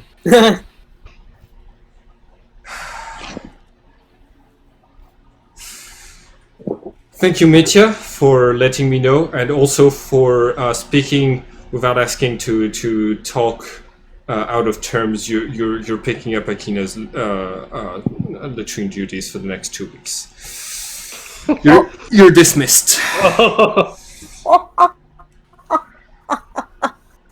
They're gonna be sparkling clean. Wait, what do you mean dismissed? We don't get any. We don't get any say in who gets to know about our peculiar new role in this endeavor. All right, so we're pretty sure there are no spies in the base, because if there were, we'd already have been wiped out by the Empire. Which means it should be safe to reveal to the civilians that we have access to this new technology. And that information should not leak. And it's gonna be good for morale. And... Alright, nobody say that Akina left... that he was... we're gonna spin it as him going on a covert mission. Not that he was going against orders. We're gonna make it look like he was a war hero. He deserves that. Yes, he is. What his actions for going against chain of command, and you should also never do that, did bring us a victory today. So, wait at least until tonight. I'm going to talk with my PR team and find the best way to relay all of this information to the military and to everybody else. Is it possible to reveal this information without revealing the identity of us? Considering that there's more glitches around, right? Like, considering that there are what? There's more glitches at the base, right? We're not the only ones. Yes. Yeah, so maybe it makes sense to let the public know about the technology, but not who exactly has it. That's fair. Or Could you leave the Respleoids here? I'm good, so that they can come and so that the other teams of glitches can come and acquire them. I will do that. I will try to expel everything but that one charge, my first charge. Oh, you can't like separate your own armor from yourself anymore. Okay. You can make it disappear, but you can't really like take it off. Okay. And I'm just gonna do it right there in the middle of the room. Yeah. Also, right. like you got it. not in a good place for it. All right. Mitya, you were saying something. Yeah. I'm gonna give him the file to go with it. and I'm gonna take out the false sword, and I'm gonna say, "Oh, and there was this extra weapon, and I think I want you to have it, General." And I give him the false sword, and I'll make it disappear later. Okay, so like he takes it and he's like, this is okay. This is a well balanced weapon, but it doesn't seem to have any technology. Thanks. It's made out of the same material, so that should probably be resistant. Okay. Yeah, Thank you very much, Mitya. I appreciate. you're welcome. And then you're gonna make it like crawl back to your armor. Yeah, but like much later, like Okay. tonight at 4 in the morning. This At is night, strange metals crawling through the base, not creepy at all. At all. like Do you exact. realize this is technically the same mode of transportation? No, I'm not going to say it. Because I'm going to lose an immersion point. So that's fine. Okay. So, all of you. Hold on. Huh. I'm not hearing those very well. Okay, that's fine. Okay. So you exit the room, and you see other like the personnel that was asked to stay outside is going to like look at you inquisitively with like some of them look worried, others look very curious as to what's happening. One of them is like holding like a bracelet that has the symbol of Finland finger, like the long bony hand and the scythe. You make it. You make your way out of, like the headquarters, and you've been dismissed. What are you going to do now? Oh, God. This has been one of the most terrible days in my whole life. That was completely insane. I would need a nice long bath. Ooh, a bath. That's a nice idea. Or we could go drink and sort of toast to our lost friend who's never gonna again put his laundry on the floor and never gonna leave a pot that's not clean in the kitchen and who's never gonna make noise at 4 in the morning ever again. You're never gonna do toilet duty again. Oh, lucky bastard.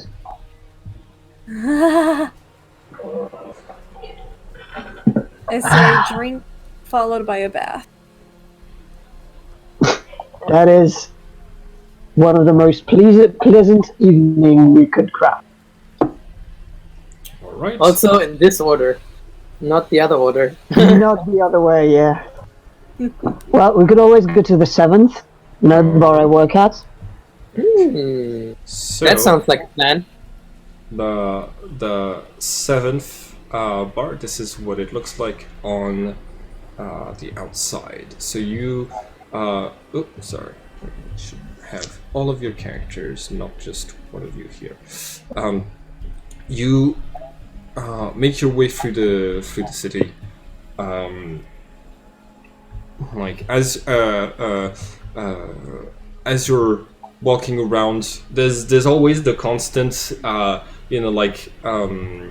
you all have the insignia of the glitches. Not team, not department, but like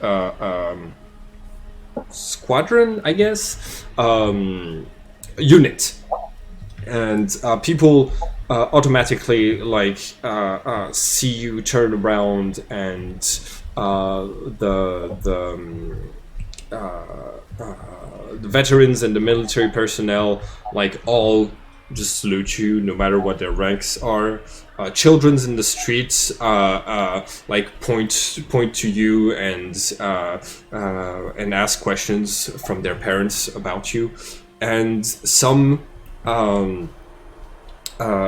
and you also see like a few teenagers like trying to like get as close to you and to like to touching you to check that you're real before like scurrying back into side alleys.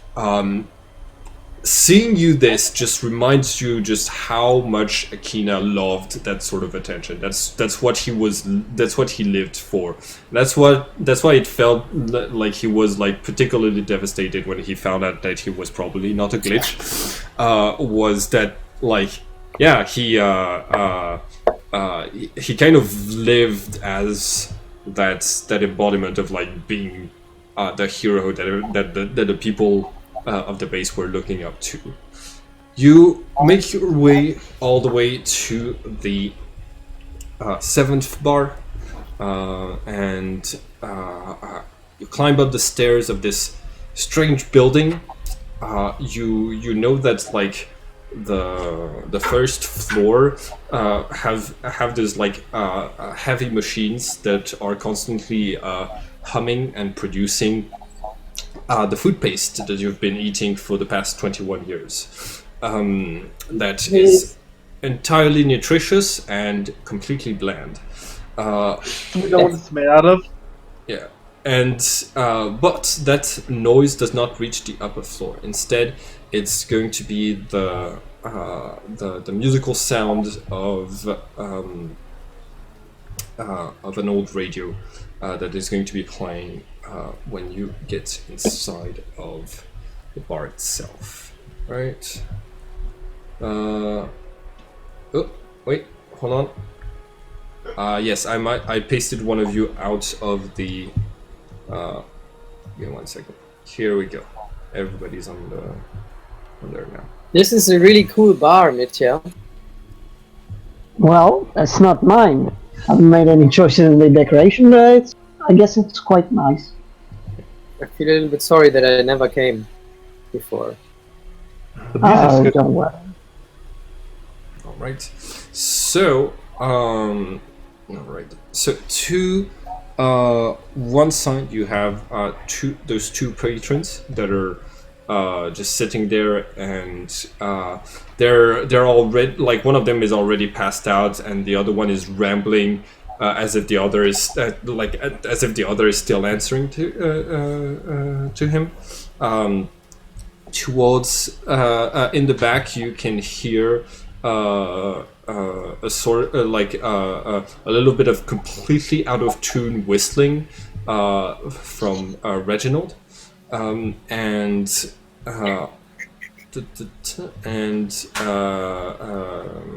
like as you come in, you see the waitress Valentina like spots you, spots Mitya, and is going to like wave at you. And I wave back. All right. She's gonna come towards you. She's already has in hand like the brew that you always take coming here, probably a beer of some sort, and says, "That's the rest of your unit." Yep. Where's- Valentina, this is Cody, Alexander, and Zex. Howdy. Welcome. I've heard about you from Mitya and Akina. You're chaotic tech guy, Zex, right? And you two are in charge of keeping everybody alive, no matter what trouble Akina and Mitya jump into Alexander and Cody, right? You can say so. Sounds about right. All right. You're not making me out to be a particularly reasonable hero.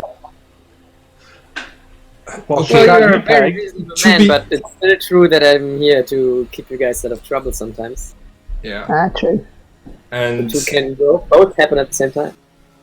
and like, you know, You come with the only patron. You come here every now and then with the only patron I've ever had to ask Gorka to kick out of the bars. So Yeah. That's not gonna happen anymore, though. he's not coming today. No, he's coming today, and I think he won't come again. We have a bit of a bad news situation here, but I think sorry. You were the mission that was outgoing today. We may have been. And I sort of wink at her. Like there were rumors. A few crewmen saw like there was one Sub-Zerus missing, and that there was another one leaving earlier. And then they put the port on lockdown. So Yeah. Oh fuck! We lost the Sub-Zerus though. Ah, no. I can't believe we forgot. Well, it was a pretty stressful you situation. forgot Sub-Zerus? Do you know how much those pieces of shit cost? We were lucky to get out Also alive. ambushed by a spaceship Okay, listen. full of imperial soldiers. I nudge. We Okay. probably shouldn't be talking in the open like that. She takes back the beer and she says, "I'm getting you all of you something stronger."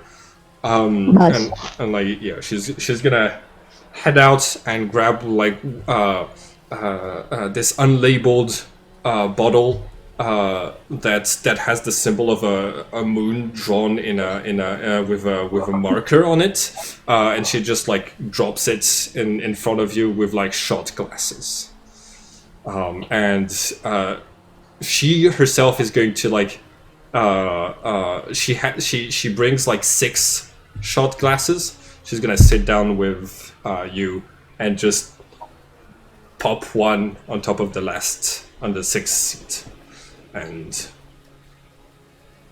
she's gonna say, "All right, well, this is the best thing we've got. Do not tell Wanda that I'm taking from her stash, okay?" We were never there. I take a shot and say, Much appreciated. yeah. Well, he was a fuckface, but he was the best fuckface I ever knew. And I drink the glass and I slam it on the table. I want to taste it a little bit. What does it taste like? It's moonshine. Okay, so- It's reinforced moonshine. Like you smell it and like Cody, it kind of smells like you're detecting hints of medical stuff in there. It feels like it's the like somebody took the medical alcohol, stole the medical alcohol from from the infirmary that you work in, and then distilled it to be and then mixed it in with the moonshine. This is, don't do it like me. I still do it like Mitchum, Okay. and then I will also slam it on the table. Yeah. He broke more glasses than anybody else. Yeah. But I'd give all the glasses we have in the bar to see him again. Did you know him well, Valentina? I mean, yeah, he was always trying to propose to me, and my sisters couldn't even get our fucking names right. Like, Propose to you and your sisters? I mean, after Sounds like a flip. sorry, after Ellen and River said no, he moved on to me, and then he moved on, and after I said no, he moved on to Sally, to Sarah, and he hadn't asked Gally yet because we were all threatening not to let him come back to the bar if he kept going with his bullshit. Sounds kind of gross, actually. Classy. I respect it. But he, Respect. yeah. Damn it. Zex, Alexander, you're not drinking? You're off duty, aren't you?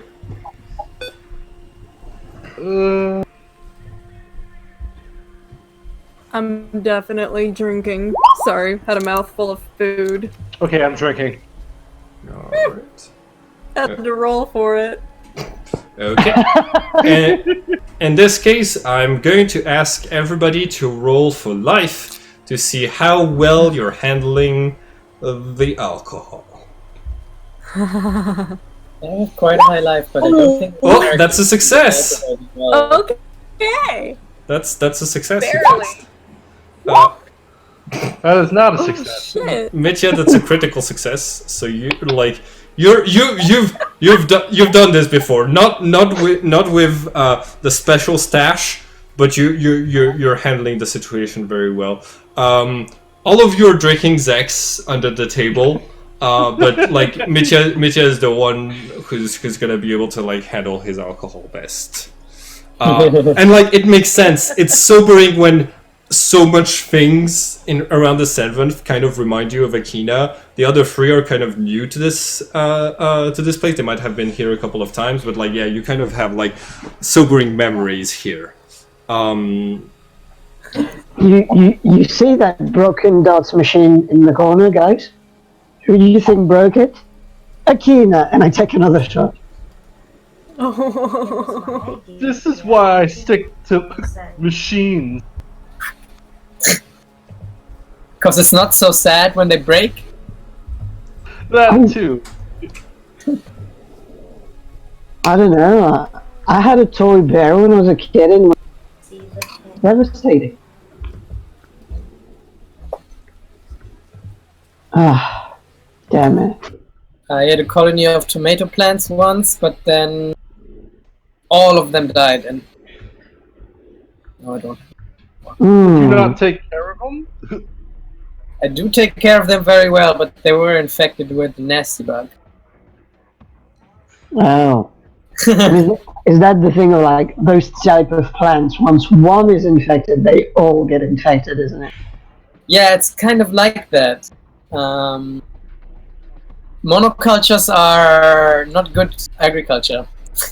Keep Mm. all of the plants in the same place, and they're all the same. Then if you get one bug or virus, then you can get all of them. Yeah.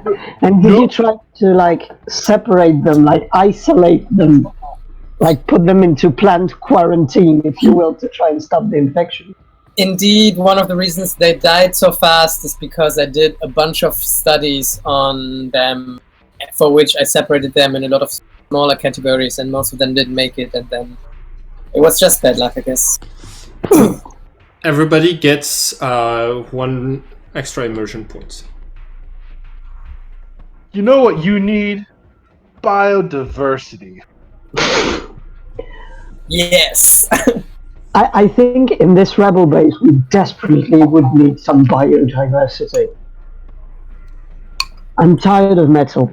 It would be so fucking nice to have pets.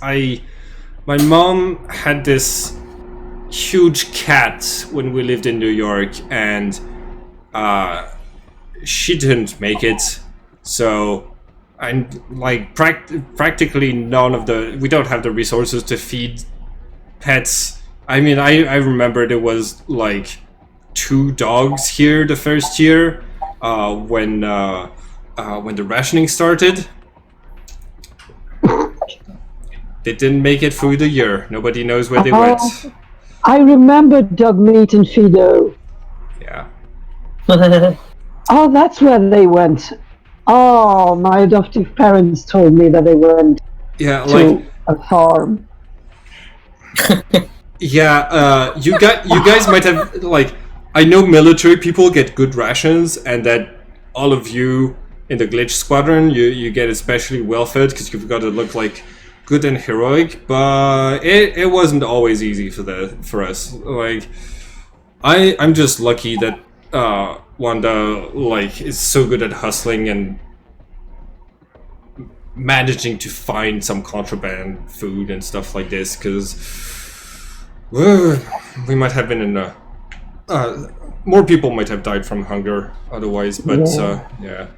I'm not saying the rationing sucks. I'm just saying that like sometimes just like yeah, we were like some people were just hoarding the food some places and not sharing it with everybody else like we're supposed to. It's anyways, now we can. I would like to grab in my pockets and rummage a little bit, and I would take out this and give it to her. Okay. And I would say it's not a pet, but you also have to care for it. And then you can use it to spice your food. Okay. Doesn't it need like one of those special lamps for plants though? Because we have like we don't get a lot of sunlight here, but I guess no. This one is already in its 10th generation under the earth. Nice. Cool. Just water it well. Yeah, I think Gabby would really like this one. I'll bring it back Put it close to light. home. Thanks. You're a nice person, Cody. Please come back to the bar. I would like to. It's nice. I don't know why I never came before. I feel bad for saying this, but there's a good chance you might be a better patron than Akina. It's okay, That's rough. but it's okay to have bad patrons sometimes. They're fun. Sorry, I'm killing the mood here. I'm sorry. Be like much of a accomplishment. Yeah. I'm like. Well, Akina was a terrible patron, but he got you a lot of money. Don't forget that, because he broke glasses, but he also drank a lot. Yeah, and he tipped like he tipped really well for all of the trouble. And like you Valentina like starts to get up and says, "Okay, I can't keep doing this. I still have like to get through the rest of the shift, but I have a good excuse now." Okay, I sorry, I've got to go and take care of John. I gotta call them a cab, and like she gets up and she's going to slip. And you see that like she's got the bottle of moonshine, and she's about to like slam it into Alexander's head while falling, when Alexander's armor just appears and and like stops the blow, and the empty bottle just like cracks and spills just a little bit of alcohol over you as like pieces of glass just shatter. You see like John just like getting up at the sound and saying, "Hey, it was me! I didn't break it!" And Valentina looks at you and... What? Alexander? You're drunk. It's nothing. Don't pay no mind. Valentina, will you marry me? Huh?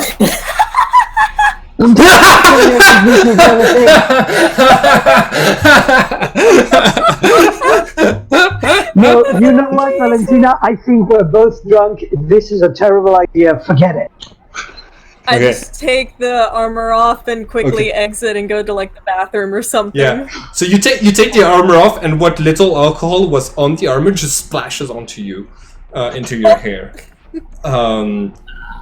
But you're completely unhurt. Like Valentina, like turns around from laughing at the marriage proposal, sees you just not wearing any armor, and is just like, I'm going to need actually.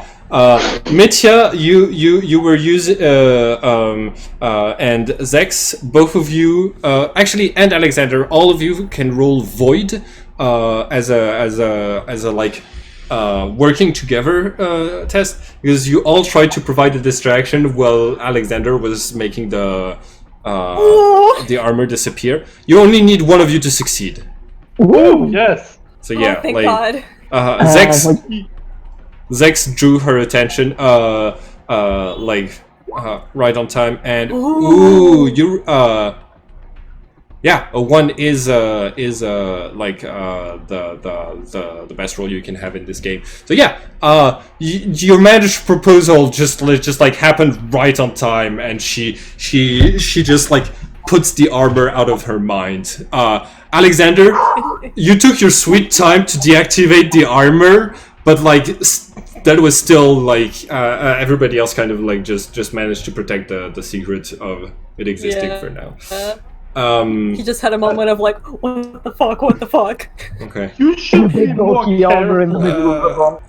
Shit. Kusakabe, can you bring the mop and the broom here, please? I'm sorry. And like, so you Kind see, of mop some stuff up with my hand yeah, in my jacket. you see this bartender coming over, like responding pretty chill to the fact that there's a broken bottle, like coming over and saying, "Hey, hi, Mitya." Hi, Kuso. Okay, give me a second. Hey, can you move your chair, Cody? I just need to like reach under there. There. Right. Okay. Here you go. Here you go. I don't know your name. Can you get out of the way, please? All right, Oh thank yeah, you. so Gary, We're just all shuffling. this is Cody. You're shuffling around. And this is Okay. I'm Kusukabe. I'm one of the bartenders here. Nice to meet you. Nice. Nice. You might want to take it easy. Thanks. Slow down the partying. I've What's been the- told that. All right. Y'all enjoy yourselves. Just be careful with the alcohol. What kind of music is playing in the bar? Hmm? What kind of music is playing in the bar? What I'm playing right now is supposed to be a cyberpunk bar ambiance. I'm not hearing it. Like a techno song. It kind of feels more like there's no music playing and it's just like the sound of patrons on this thing. I'm gonna try to get another. There was some club beats in the background. Yeah, like I'm gonna try to find something like this. Just give me 1 second. Alexander, you head off to the bathroom. Wash the alcohol out of your hair, real quick.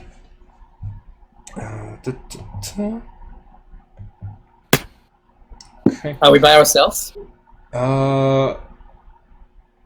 No, there's still like 2 patrons in the bar. They're currently being escorted out by Valentina. But like on our table as our group? Yeah, it's only you now. Guys, I would like to bring up this file again that we read. oh yeah. I remember that there was some information about a base on the moon, What? if I remember correctly, or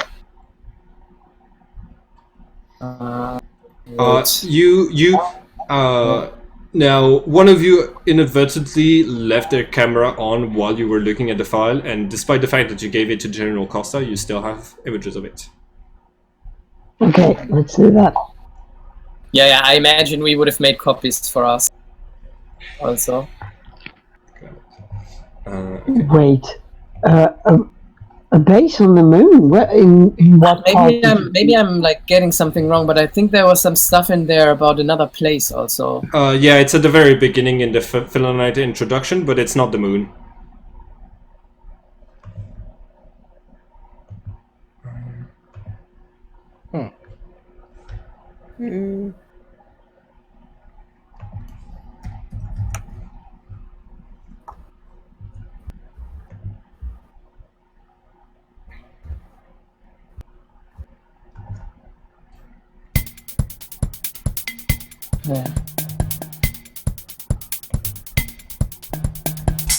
Yeah, there's a thing about an observation outpost near Mars, I think.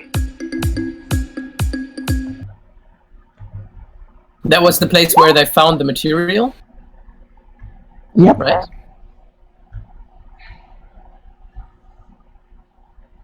I'm just thinking about what our next move might be. You know, I want to find out more about this material and its properties. You know, I think the best way to get to a closure of this conflict might be through understanding this material and using its. Mm-hmm. Well, Soren Solipsis did say that this was the key to beating the Empire, between brackets. Yeah. And it's understandable why, but I would be so good to get access to more of his research, though. Yeah, if only we could find Soren. Maybe we can contact him through the armors. That wouldn't be absurd, right? No, maybe. I mean, we could do that with us, right? If we would be on the other side of the planet, would this communication device work? I think that should work, yeah. So maybe it could work with him. With her. Sorry. Do you want to go to the toilet and check it out? Well, not right here, right now, but yeah, I think. Do you want to go to the toilet? In the bar? No, but you want to go into the toilet and try to put on your armor in the cubicle and try to talk to one of the legendary right now. Hello? Okay, maybe not the best idea. But yeah, let's try that at one point, for sure. Okay, so slightly tipsy, you make your way to the bathroom to try to make contact with one of the immortals.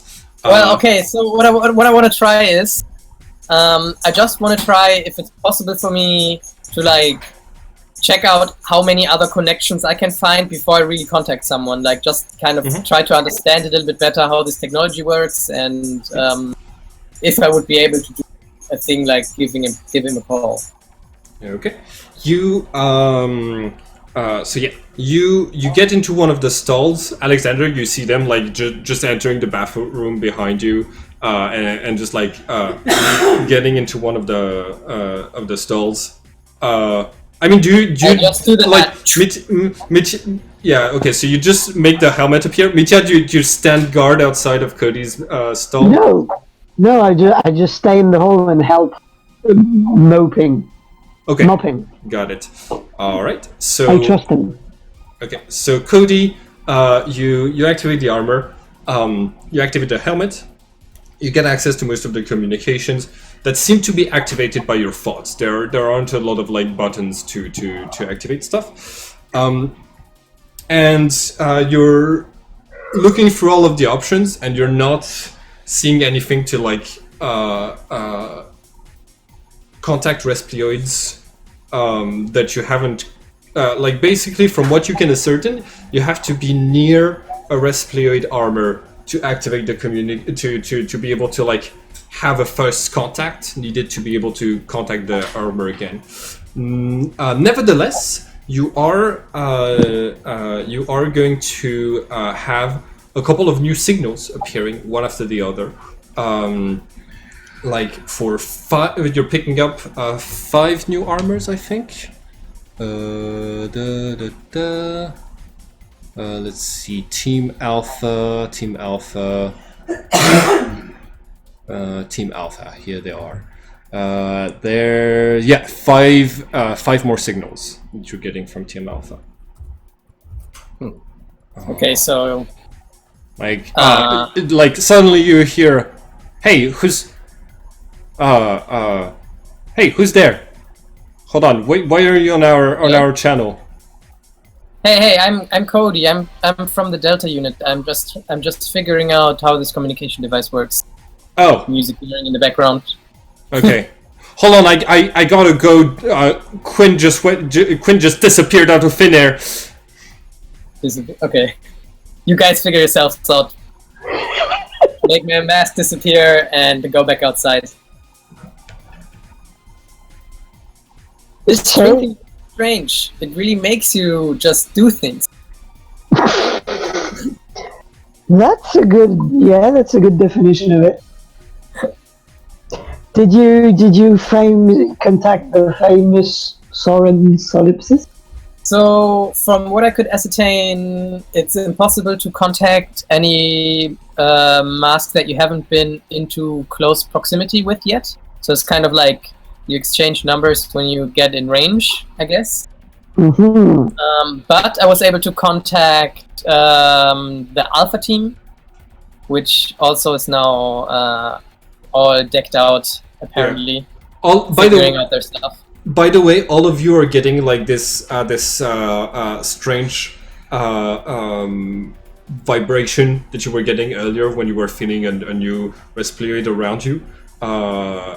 You're also like you're noticing it now through the alcohol that you felt it when Team Alpha got their armors. Oh, okay. Yeah. So what are we doing? Another round? I'm good for now. Okay, so all of you can make could all of you make a Cosmos check. Zex, you're at -5 because of the alcohol.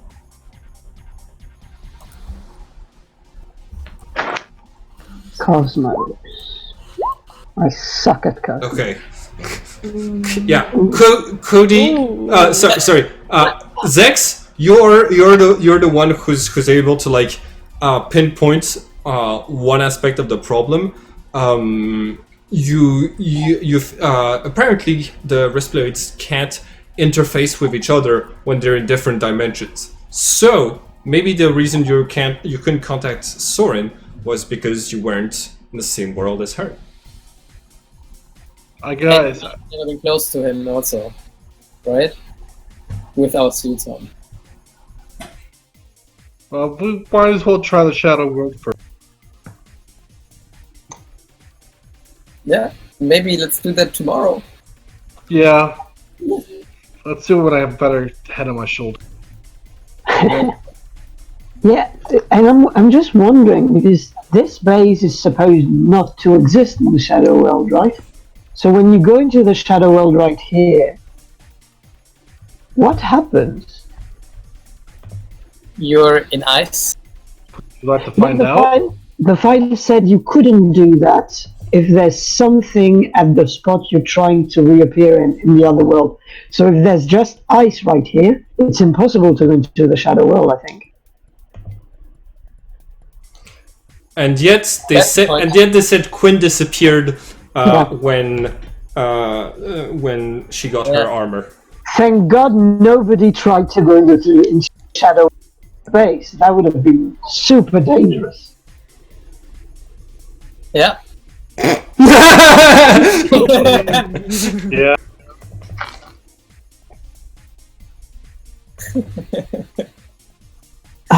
And then Cody left it at that. Exactly. Let's go to bed, guys. I'm tired. But there was a bath. I strictly remember that there was this kind of a bath. Is there a bath in our bathroom? Because that feels like super fancy for a place for people who eat nutrients paste. There's showers. You have showers in your part of the base. There is one bathtub in the base, and you have to ask the general permission to use his. What's this place you have to ask the general permission for? Because it's in his quarters. Yeah. Well, listen, guys. I think we have the talents between us four to right now create a bathtub and put it in our party. Maybe it's the alcohol talking, but I'm not too sure. I think it's a reasonable idea. Okay, that sounds like a good plan for the night. Let's build a bathtub. Let's build a bathtub. DIY bathtub. I'll help with that. Okay. That shouldn't be too hard. I took down Yeah. did much more difficult things. All right. So All we need is metal with some water. you start getting to work. How are you getting like the components for this? I mean, bold of you to assume we have an actual plan. Is there Yeah, a, like okay. So how are you proceeding? where would I So I'm a technician. I'm an engineer, right? Like, where would I go to procure building supply, construction materials? Okay, so all throughout the base, there's different spots that you could get that sort of stuff from. You could, for example, hold on. Yeah, that's fine.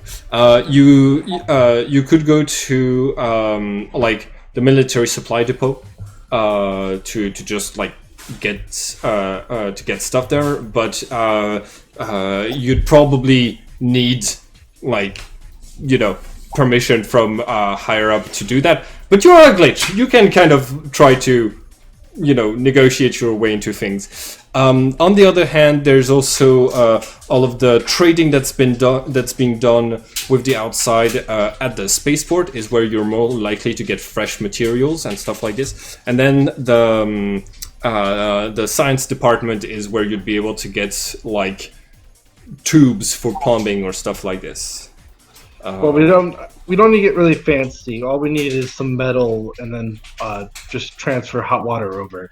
So go to this spaceport, requisition like a nice sturdy metal, like porcelain or something, and get. I can get an agroponics pump from my lab. Ooh!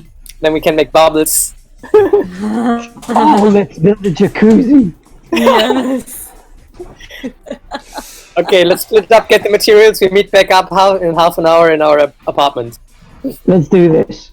All right, Cody, you head to the lab, which you get in there just fine. You have access even like this late at night, but you do find one of your coworkers is just like slaving away on the computer, just like working on equations for to like hack into imperial an imperial laser gun that she's been trying to activate for months, and like and she has sight over the entire lab. So I'm gonna need you to roll Void if you want to stealthily get the equipment, or just creation to look like you're allowed to just take it and leave.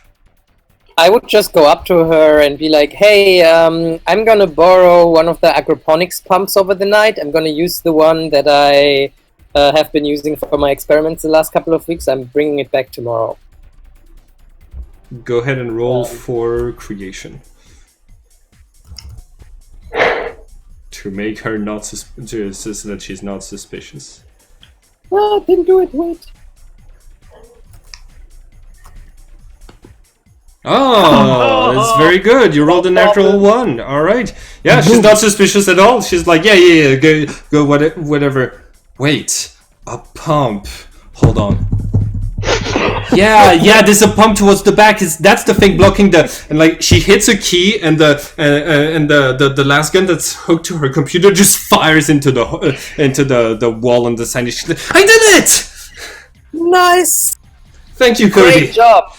Always a pleasure to help. I'm gonna grab the pump and wish her a good evening. She's like, yeah. Okay, wait. All right, now can I activate it with more power? And like you leave the lab with the sound of coming from the last gun. Nice. All right. This feels really dangerous. Who is going? Okay, Alexander, are you going to? Where are you going for? Where are y'all going for the other pieces? I look at the others and I just go, you said that we were going to transfer hot. I'm on that. Hot water. And I leave. Okay, so Mitya is on the hot water. Alexander, you're the most sober of the two left, in charge of probably the tub itself. Okay. I guess I'll supervise and make sure nobody does anything super dumb during this. All right. So how are you going to procure a tub? Say again? How are you going to procure a tub?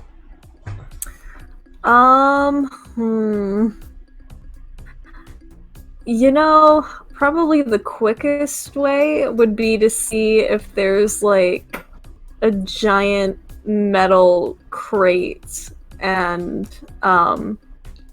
get it on like a dolly or something and just remove the lid and move it into wherever we're setting up. There is a giant metal crate in the training room. This is turning into a heist movie. It's wonderful. Where you trained, one of the first scenes we played, you were defending some metal crates. Nice, yes. Okay. So it's not going to be a very comfy bath, but it is going to be a bath. And I will use my engineering skills to make it as comfy as possible. You get the bath, I'll make it comfy. All right. So, Alexander, We'll make this work. Alexander, how are you going to get the? Okay, you head to the training room. You get there. The place itself is not guarded, but like the outside perimeter of the military base that you're in right now is guarded. But your quarters are inside of the base itself. Okay, yeah.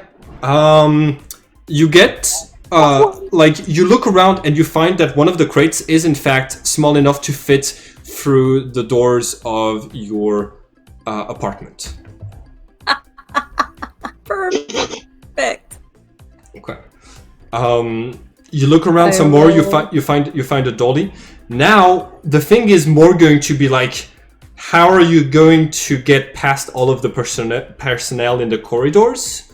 With the crate and the dolly, with like, are you just gonna look confident? Are you going to try to be stealthy? Yeah, just look confident and be like, yeah, no, I'm doing a job. Like this thing needs a few repairs, and so I'm transporting it to get that done. Okay, roll for creation for me, please. The good old Bavarian fire drill. I'm so nervous. Oh! Okay, so you are okay. Everybody gets an extra immersion point. Not that it would have helped you with this. And okay, so what's going to happen is that like you make it all the way to your door, and because you and Zex are slightly drunk, you try to fit it the wrong way into the door, and as you're pushing the door into your quarters, you see the like this person just walking through the corridors, who stops and like watches you and says, okay, you guys reek of booze, and okay, guys, I know about Akina. Are you honoring his memory by doing the same bullshit he was usually up to? Is that what's happening? But I go up to him. I square up, like I square up to him, look him right dead in the eyes, and goes, "Don't tell me how to commemorate my fallen comrade." And I don't say anything. I walk away. Okay. Are you trying to be intimidating in this instance? Yes. Okay, in this case, I am going to ask you to roll for death. And you're not getting the penalty for being drunk, because drunk people are kind of intimidating anyways. So yeah, roll for death, because that's what you use to like make threats in this game.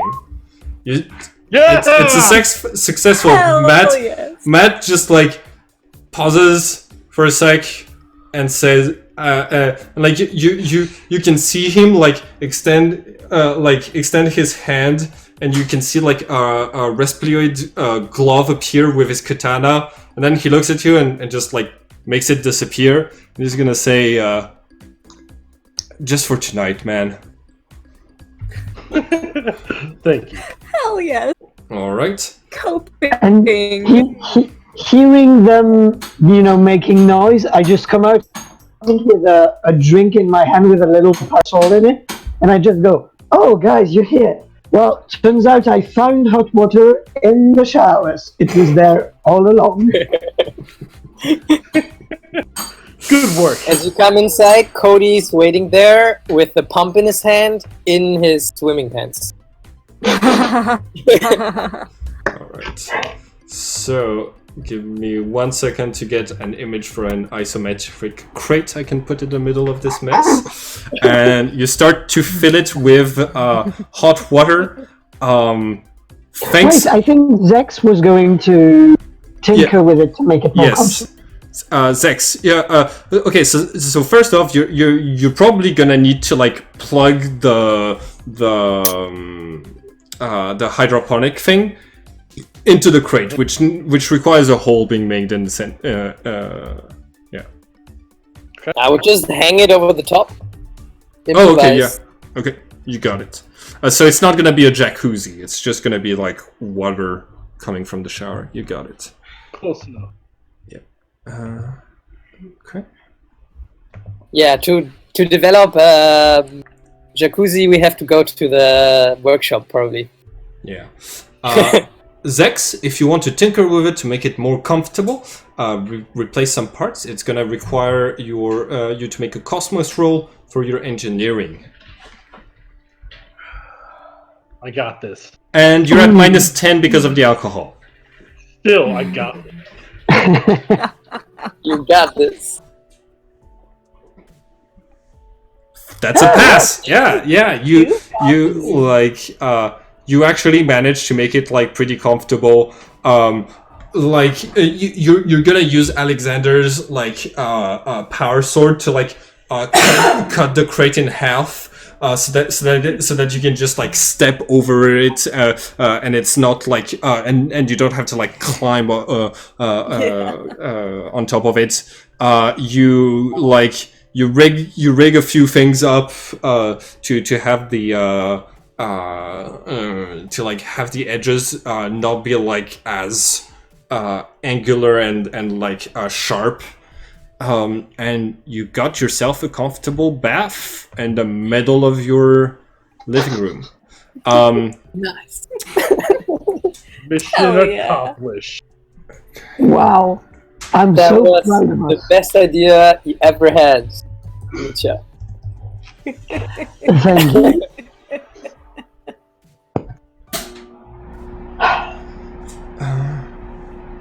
Hang out in the jacuzzi. Okay, hold on. Okay, hold. I'm trying to.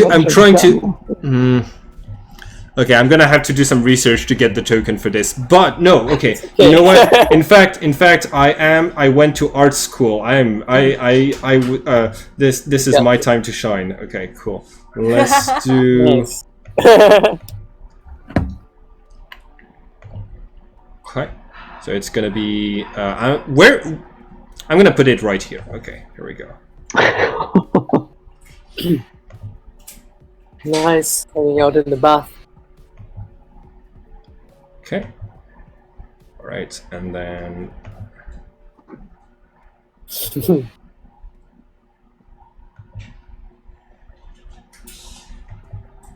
yes. Okay. This almost looks like it's done. Fuck. By a professional. When we're hanging out in the bathtub, I want to test to turn on my armor Yeah. and go underwater and just hang out there for a bit. Okay. Oh. You are able to breathe under the water, and your supply of oxygen seems to be going on for like a decent amount of time. That's really nice. Yeah. Oh, and you don't get wrinkly fingers. So it's a win-win Feel the situation. water anyways. Yeah, but you don't get cleaner though. Yeah. Like in fact, like as soon as you activate your armor, you still feel wet, but not against your skin. And you definitely are feeling heat going through the armor, which you could not feel when you were in the shadow world. Are there cameras in Not the...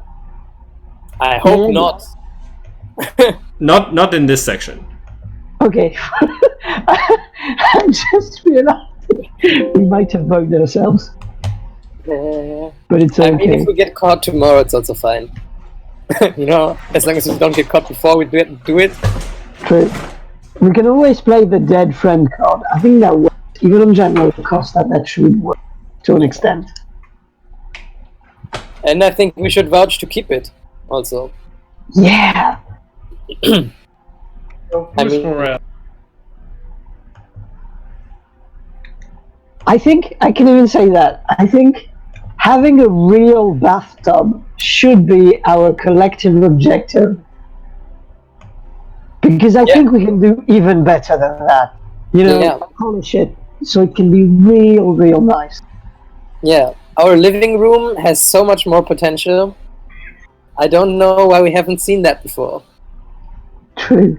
Who needs a table when you've got a jacuzzi? all right, I think I'll turn it in for tonight. Yeah. So so I know Cody tried the bathtub. Did anybody else try the bathtub? Yeah. Yeah. Okay. All right. Yeah. All right. In this case, while you're in the bathtub and Zex is mentioning going to turn in, you hear a sort of like jingle sound resonate throughout the entire base, and General Costa's voice starts an announcement. I knew it when you get into the bathtub, the phone rings. It's true. The general starts to address the entire base and says, some of you might be aware there was a mission sent out today, the first in many years, and though we suffered the loss of a precious soldier, the mission was still a success. We have obtained immense intel and tactical advantages from the violent efforts of Akina and Team Delta. And like you hear him starting to like give out details, everything that's not like really classified about what happened today, and explains that Akina was the vanguard. He was scouting ahead in Iceland, which is why he got hit without the rest of his team and had to be left behind when you left. You can feel a lot of emotion in the general's voice, and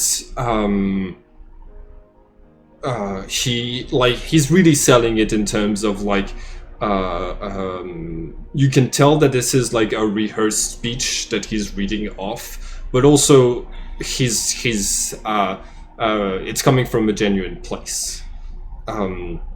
And at the end, he asks that everybody renew like the efforts to defeat the Empire in order to honor Akina's memory, and that everybody keep on fighting for the free will that all glitches in body.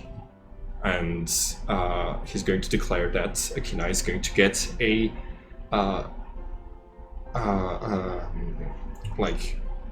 burial ceremony inside in the section of the base that has been set apart for the cemetery. I don't believe anybody's died yet in the 21 years that you've been here, so that part, that section of the base is actually unused as of right now. And the communication ends, and all that you're left with is the bubbling sound of more hot water being added to the bath. Zex, am I correct to assume that you used your engineering role to find a way to drain the water out? Yes.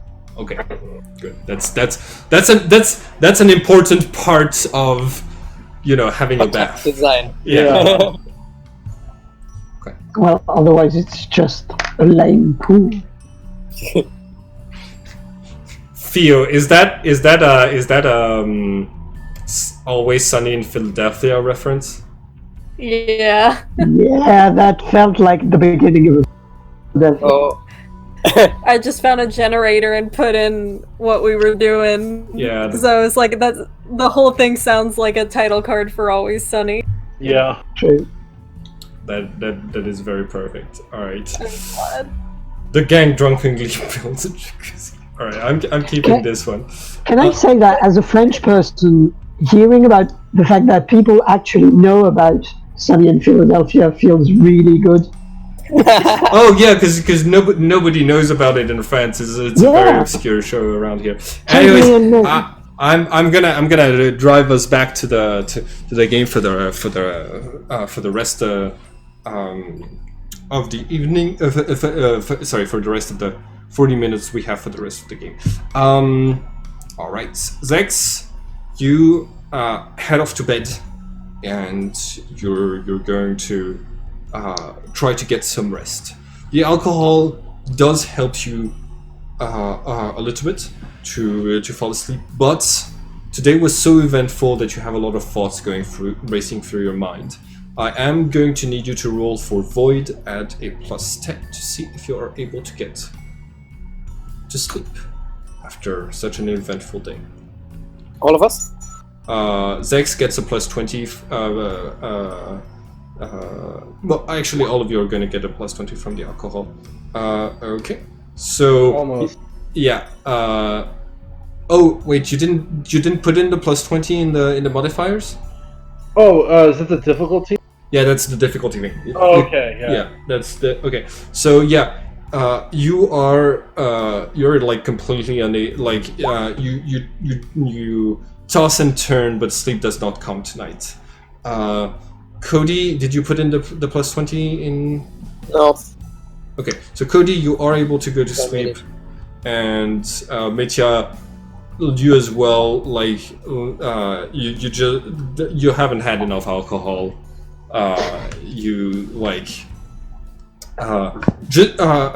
Mitya, it's especially hard because there isn't anybody snoring loudly, like in the bunk bed above you. Yeah. Alexander, Mm-hmm. are you, everybody else has headed off to sleep? Do you? Yeah. I think I'll just take a moment in the living room to sit and contemplate the day, and then eventually go. Okay. Please roll for Void with a +20. With a +20. With the alcohol bonus. Right. Apparently, Cody is the only one who gets any sleep tonight. Oh no. That's okay. You can just administer adrenaline to everybody so that they don't feel asleep in the next day. Or coffee. Or coffee. But adrenaline also works fine. Yeah. All right. Okay. The next morning, you get up. Cody, when you wake up, you are going to find that your resploid are like it takes you a second to realize it, but your resploid armor appeared around your body while you were asleep, and kind of like it always feels kind of cold in the base at night. But like even this deep inside of the military base, but it seems to have appeared to keep you warm. Like you're waking up better rested than before.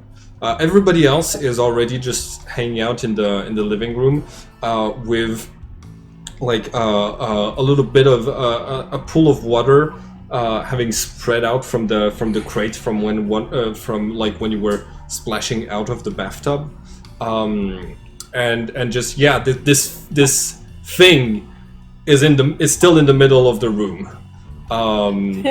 Very noticeable if anybody were to step inside and look at it. Okay. What are your characters? Morning, guys. Coffee, Morning. anyone?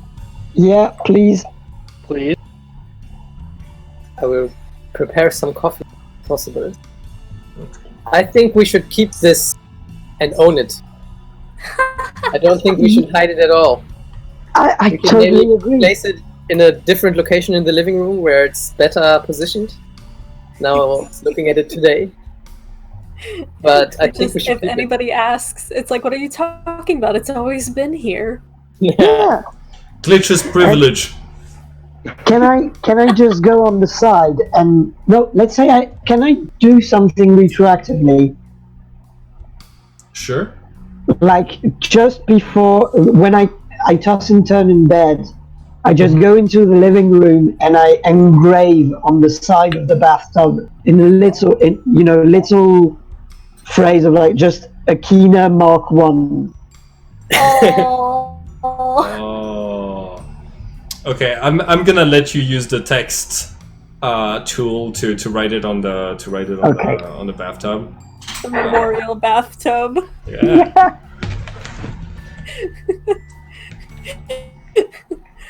Our coping mechanisms are valid. True, Dwyer. All right. If anybody has a problem, like, what's wrong with it? Yeah, it's the Akina Mach 1. Oh! Okay, hold on. Okay. I can hold on. Stop moving it around because I can adjust it. Make image, I think. Oh, Wait. I love this.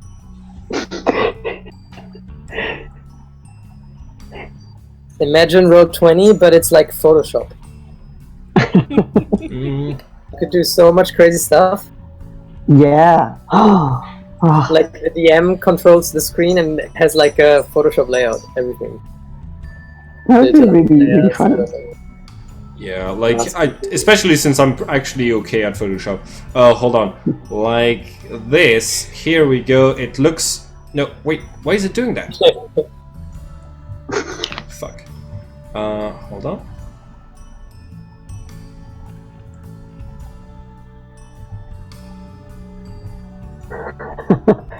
Wow. It's not working the way it's supposed to work. Yeah. Well, it's okay. Alright. Yeah, I'll just leave it like that. Yeah, it's okay. Okay. All What right. are we doing today, guys? Probably have a mission, right? Something. Probably. We should probably report. Something. Yeah, we should report to the general. Oh yeah. What would we do in normal times? Normally, you've got schedules like drills. You have your own activities. You are encouraged to have like your own jobs. if you like, I think Mitya, you have like your own schedule of the different works that you've tried out outside of being a military person, and Cody and Alexander spend a lot of time like at the medical lab, and Zex at the science lab. So yeah, you all kind of have like your own daily lives going. I'm also with the Ice Tunnel Railgun Research Group. Yes. Oh, true. Yeah, a little bit outside the base, in the ice tunnels. Nice. Yeah, Ice I'm doing it- tunnel.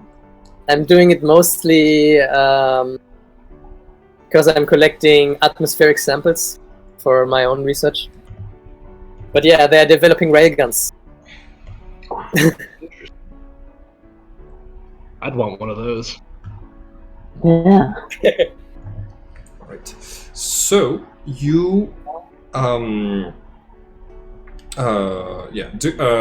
you want to go see the general? Do you want to go and head Yes. do your own stuff? Okay. So Zex. Okay. So you head off to Central Command. Okay. You're going to find lots of operators are there right now, just working on listening in on radio signals. Apparently, like there's an entire team currently that's trying to work on decrypting an imperial transmissions and like the messages that you recorded. What's it called? I gotta stop calling it a Star Destroyer. It's cruiser, the cruiser ship that was flying over Iceland. Like they're trying to basically decrypt all of the communications that it had, that it was sending out during the time it was over Iceland, and the general is supervising this at the moment. You reach the room, and he's going to come to you and say, "All right, wow, you all look so tired." Rough day. Thank you. And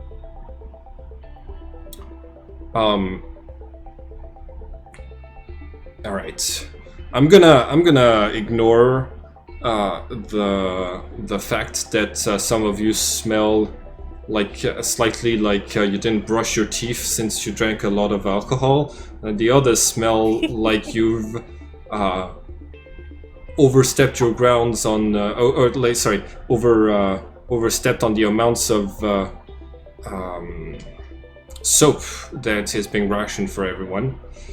And we're gonna move on directly to today. I know I said I am giving you a mission, but it's not. We still need to test out the capacities of your armors and get you all used to it. So you're going to be patrolling the base tonight. Just checking that everything is clear and secure. We're going to be relieving some of the people who've been doing this for years and who are going to go on a break. So you're going to have the map of a map of the base with the routes that you're supposed to take, different checkpoints that you're supposed to contact HQ by radio to let them know if anything happened. It's a quiet mission. The rest of the day, I would like it for you to practice and get used to your armors, get used to the shadow world. Team Alpha, they said very strange things happened when they use their imagination in the shadow world and try to imagine. They described Matt, their engineer, said that it's like there's logical pieces of the world missing, and that you can just use that to create things. the Soren's file mentions that there was something like this associated with powers that were available in the Shadow World. I'm gonna need all of you to practice those and get the hang of it, get to know what you're dealing with, and then we can so we know what we're dealing with. Okay. Here, if you need access to the file, I've had them photocopy Soren's file so that you can look it up if you need anything else. Yeah, just go and practice and show up again at 7 tonight. Roger that.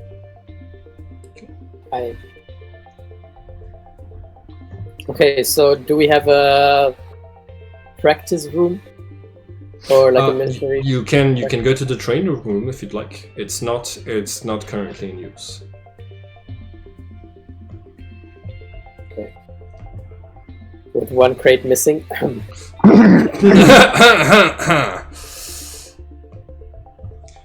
Pretty much. Okay. So, yeah, you've got the training room for yourself. Oh, actually, sorry. Can I ask the general real quick if he knows where Team Alpha ended up when they used the their button inside the base? They sent images. They got images back thanks to their armors. And Matt managed to interface with this computer. Like he's going to press a few keys, and you're going to see basically the image of the entire cavern just completely empty, no sign of life, no trace of anything. The pillars, the stalagmites and stalactites that hold the cavern ceiling up are also there.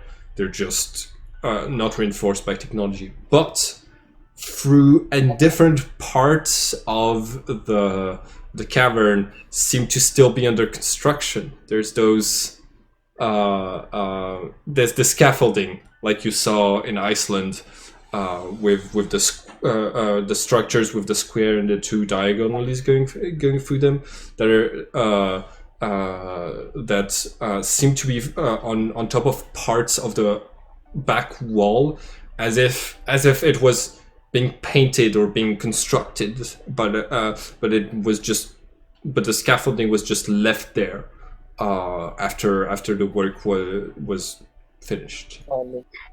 Is it? Am I wrong in saying that the lab symbol from over there is functionally the same as the scaffolding? It is in fact like when you look at the way the angles of like all of the angles are exactly the same. Okay. Like it's like the way that the things curve in some places, it's exactly the same thing. Okay. That's something that we could explore now, right? That we are here. They also said something about the cavern looking very creepy. Oh, everybody is getting an immersion port. So, yeah, just have fun in there. Yeah, we'll try, General. Okay, how are we going to practice, guys? What do you Let's want? jump in first. Yeah. Jump in and just try to Okay. use our imagination, whatever that means. Zex has already jumped into the Shadow World. Everybody, I'm assuming everybody else is going to follow. And this is what's... Okay, so... it looks extra creepy with the faces, but I don't have a lot of isometric images of Ice Cavern. So we're gonna say that the howling faces of pain on the walls are not part of this map. If that's okay with everybody? All right. Yeah. Okay. And yeah, this is where you this is where all of you end up. Okay, so give me a second. I do in fact have background for Cavern of the Lost Souls is the name of the background ambiance for a large ice cavern, which seems to fit the faces in all over the place. Now you look around. Yeah, you look around and you can see like different things. It seems there are markings on the ground as if there were strong impacts. And marks of stuff being burned or explosions on the ground, all concentrated in an area like that's like it's the other training room next to the one you're at. So you think you're very confidently able to conclude that these markings were left by Alpha Team when they were training. When they were trying out this place last night. Strangely enough, there also seemed to be just a cube of rock, a perfect cube of rock, just there in the middle of the place that seems completely out of, like, it's so smooth it looks completely out of place with the rest of the setting. Could this be the power of creation? Could this be the power of creation from Alpha Team? Yeah, that seems possible. Can I make a bathtub appear? All right, I'm gonna need you to roll for creation. Okay. Dun, dun, dun, dun, dun. And then, because also just letting you know, none of you have learned any psychic powers, which means every time that you're going to try to use one, you're going to activate Perils of the Warp side effect of the Deathwatch game. So, Idris, I'm gonna need you to roll 1d100 for me, please. Okay. In roll 20, you've got like under the like right above my head. Oh yeah, you got it. Okay, 55. That's gonna be fun. Oh no! Where Warp. is the Shit! Damn it. So what's going to happen is basically whatever you're trying to do, there's going to be like your imagination is just, you're gonna get distracted by something, and then you're gonna imagine something that's not quite what you meant to imagine. So that's where the importance of learning the powers come from, because then you can just hold back and not have them cause side effects like this every time you use them. Okay, all right. Psychic phenomena. Here it is. 55. Warp ghosts. Ghostly apparitions fill the air within 3d10 meters. So I need you to roll 3d10 around the Psyker, flying about and howling in pain for a few brief moments. Everyone in the rate. So the map was appropriate. The map. So 8 meters around you. Everyone within 8 meters of you must test against a fear rating of 1 or be terrified. So everybody roll for death to see if you're brave. Okay, so you're terrified. Zex is fine. Yeah, Zex. Oh, I'm more than fine. Yeah, like Zex, you're chill. This is normal. But basically, what's going to happen is that, like, Mitya, you create this ghostly shape that looks like a bathtub with the words Akina Mach 1 on it, and then the words Akina Mach 1 are going to grow larger and larger, and out of the bubbling pool of water, different ghosts, all that look like either Akina or the people that you saw dying in New York when you were only 3 years old, are going to like emerge and scream and start flying around as your imagination kind of just lets loose, and then just all disappear.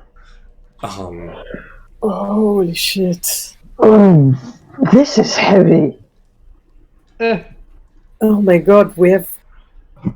Our lives are so different now. Um, I'm scared.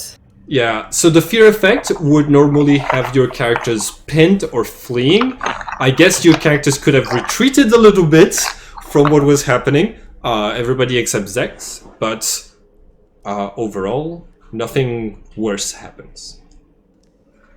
How Wow. far away is the large structure of the symbol from where we are? cave. It's gonna be like around a kilometer away, you think? Hey guys, what do you think? Should we go over there? Have a look at it? Why not? Might as well. Might as well.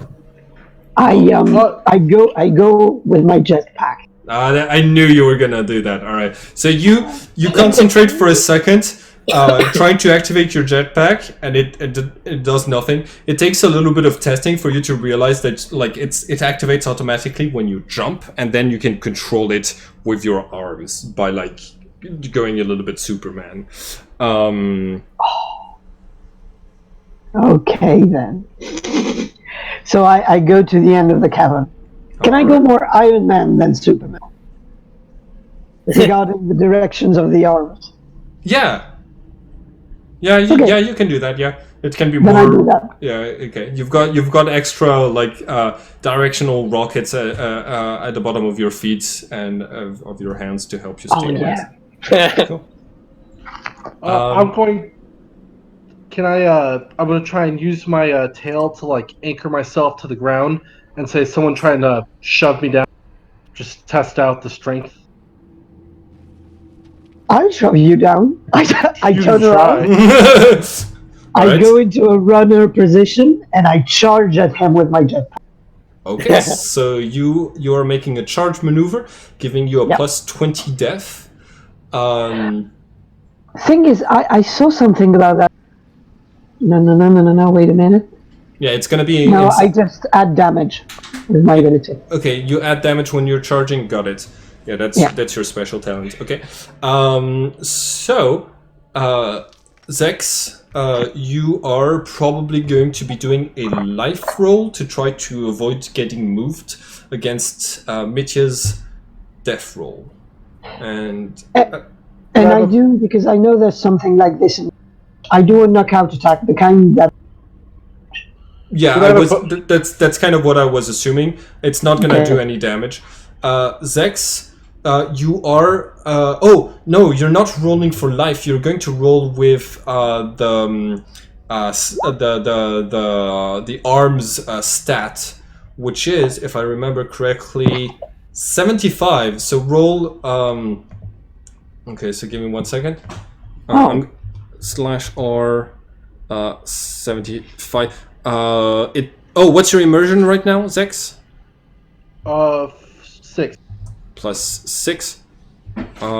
Minus 7. Minus 1d100. Okay. So,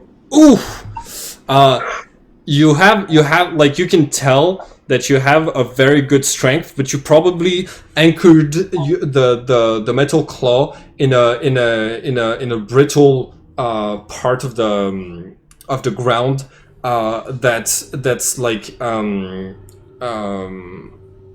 that the ice has infiltrated and like weakened, and so as soon as Mitya like collides with you, the arm itself is going to keep holding on to the chunk of earth, but the chunk of earth is going to detach from the ground, and you're going to be knocked prone by Mitya's charge. Well, it's good to thank you. It's good to test that out. Wow, yeah. Okay, I have a jetpack. I expected to be able to throw you much more than that. It hurts my elbow. I actually also want to try to create something. Okay. I Okay, wonder how complex I you sleep. can make things. All right. So, what do you try to create? I would like to create a clock. All right. That's gonna be more difficult. So, because it's gonna have like a lot of the tinkering and things like this. Yeah, that's what I wanted to find out. If it gets more difficult, the more complex the shape gets. But I will do it anyways, like as an experiment. Yes, I'm gonna give you a -10 to your creation roll to do this. Yeah, that's rough, but I'll try. Hey, you are able to create a clock. You concentrate, you close your eyes, and you're gonna have the different pieces of machinery just like appear one after the other. Like Zex is observing all of this and seeing that like you have like a lot of redundant things and like terrible engineering, but it's a clock. It's working. It's not gonna work for long, but it's working. And I'm gonna need you to roll 1d100 for me for psychic phenomena. Oh, 65. The Furies. The Psyker is assailed by unseen horrors. He is slammed to the ground and suffers 1d5 wounds in damage, ignoring armor but not toughness. And you must test against fear 2. Okay. Shit. What is the terrifying thing that is invisible to everybody else but that assails you and just slams you into the ground? I don't know. Maybe it's like the face of the. Oh wait, hold on. The general guy, the Emperor's general. Oh, General Admiral Ghost. Yeah, Ghost. that is one option. It could also be that for a second you see a quadrilla, one of the monsters made of blue lightning that's killed your family in New York. Oh. Like both. What the face of the general? Yeah, like you okay, cool.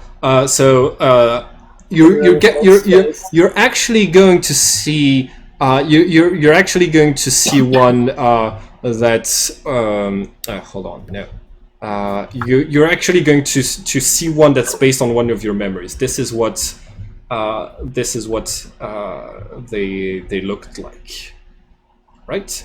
And shit. Roll 1d5 for wounds because you're getting slammed, and fear 2 means that you're also going to have to roll against death with a -10 to avoid being terrified. How does it work again to put the rolls just by typing? Right, /R space and then you type 1d5, or you can go on the dice section that's right above my head, the dice icon, but it doesn't have a d5 in it, I think. You can just do a d10 and divide it by 2. Well, but I typed it. Okay, free. And how much life do you have? What's your life bonus? Sorry, are you there? Don't worry. My life bonus is 61 right now. Okay, so yeah, you do not take any damage from this, but you are legitimately terrified for a little bit because of the fear effect, and then like okay, so all of you see Cody create this clock, and then just like turn around, look over his shoulder, and then just get slammed violently against the floor and like screams through his comms for a little bit. What do you do? Block shatters on the ground. Are you okay? I think Alexander, you're the one who's closest to Cody because the other two are testing like the charge and the claw at the moment. So Theo? Yeah, you're closest to Cody when he gets slammed by something invisible and starts screaming when trying to use psychic powers. So what do you do?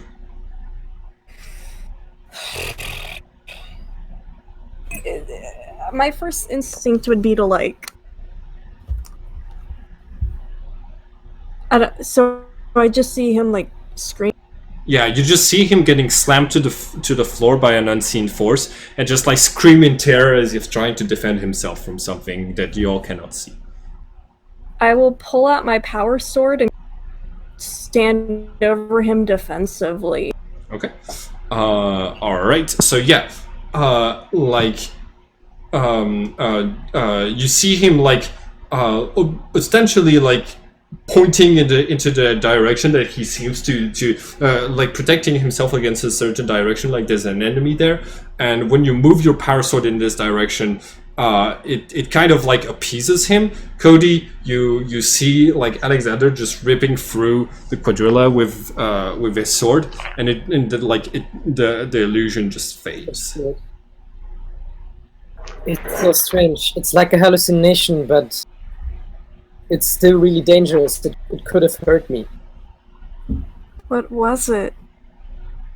I saw a quadrilla with the face of Ghost. It was pretty scary, but it was definitely something from my mind. Are you sure? Yeah, I think so. I'm starting to understand why they thought the Karen creepy.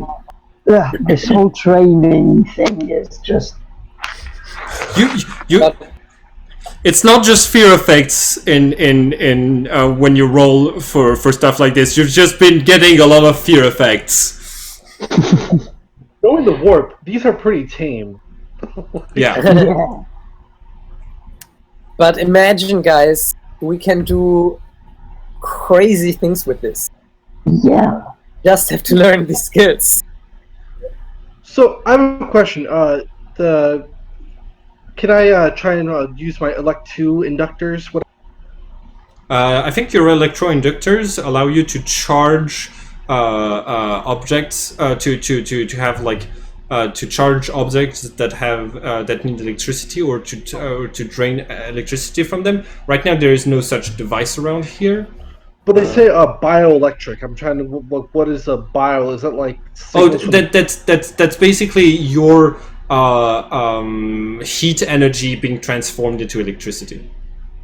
So can I absorb other heat energy as well, or is it just mechanics? You can absorb it, and there is actually a talent that you can get that will heal you for using the electroinductors to drain energy from something, or at least help you recover fatigue by draining energy. So you are actually going to get a lot of talents that are unavailable to the rest of the group because you have the potential coil and the electroinductors and things like this. Yeah. Right. So, but yeah. Okay. So, what are you going to do now? So, wait, we can... For now, we've only tried to create stuff, haven't we? Mm-hmm. Yes. Okay. I try to teleport myself a few meters away. All right. I'm gonna need you to roll creation, and that is actually a power that exists. So I'm going to be able to use. Oh, sorry, I didn't hear you. You got cut off there. Oh, sorry. That is actually a power that exists in this game, so I can just use that. So yes, roll for creation. Oh, by the way, Cody, Yes. you have the force staff. If you use it to concentrate, it gives you a +10 on your creation roll to use psychic powers. Just letting you know. Anybody who's got the staff has this. I think, yeah, Mitya, you've got a force sword, which just channels the energy into doing more damage and allows you to, and is balanced so you can block more easily. What was your roll? 17. Okay, that's nice. All right, psychic powers. Blah blah blah blah blah. Psychic powers. Okay. That's 70. So it's not going to be in divination. It's going to be the next ones. Here we go. Gate of Infinity. All right. It's an extended action, so it's gonna take you 3 turns to do it. but you are able to like concentrate into creating a rift in space that just like opens up and that goes like all the way to the other side of the cavern. Okay, so you can choose an exit point for the rift at any point within 10 kilometers times your power rating. And since you're pushing, because it's the only option you have when you don't know the powers, your power rating is 5, which means 50 kilometers maximum. Woo! Wow. Okay. The rift has a height of 2 meters times your power rating, which is going to be 10 meters, and it remains open for 5 rounds, or until wow. yeah. Can I run through it as well? Yeah, if you want. Okay, I'll just do this. Yeah. All right. So yeah, you pass from one side of this rift of green electricity to the other, and you're on the other side of the cavern. Nice. And there's no peril. Yes, there is a peril. I'm So gonna. I You are absolutely correct. There is always a peril. I rolled a 70 for it. Oh, nice. Okay. Tech Scorn. The machine spirits reject your unnatural ways. All unwarded technology within 5d10 meters malfunctions momentarily. All ranged weapons jam. And while the characters with cybernetic implants must pass a routine test or suffer damage. Okay, so you as you pass through, as you create the rift, it kind of looks like it's creating like ripples in space, and it's going to basically like cause the ripples, the ripples in space are going to cause all of your weapons to like jam, basically by shoving the what's it called, the bullets around. So all of your weapons are jammed. All of the ranged weapons are jammed. Well, guys, this works, but even when it works, it just does weird stuff. Let's be careful. There's unintended side effects. I look at my bolt gun and can I see how much effort it would be to fix it again? It's a full action that requires a Cosmos check to unjam it. Okay. I do the same. Of course I'll try. Does this also would destroy my staff? Does it also destroy my staff? No, your staff is a melee weapon, it does not jam. And yeah, you are both of you are able to like unjam them for a full action.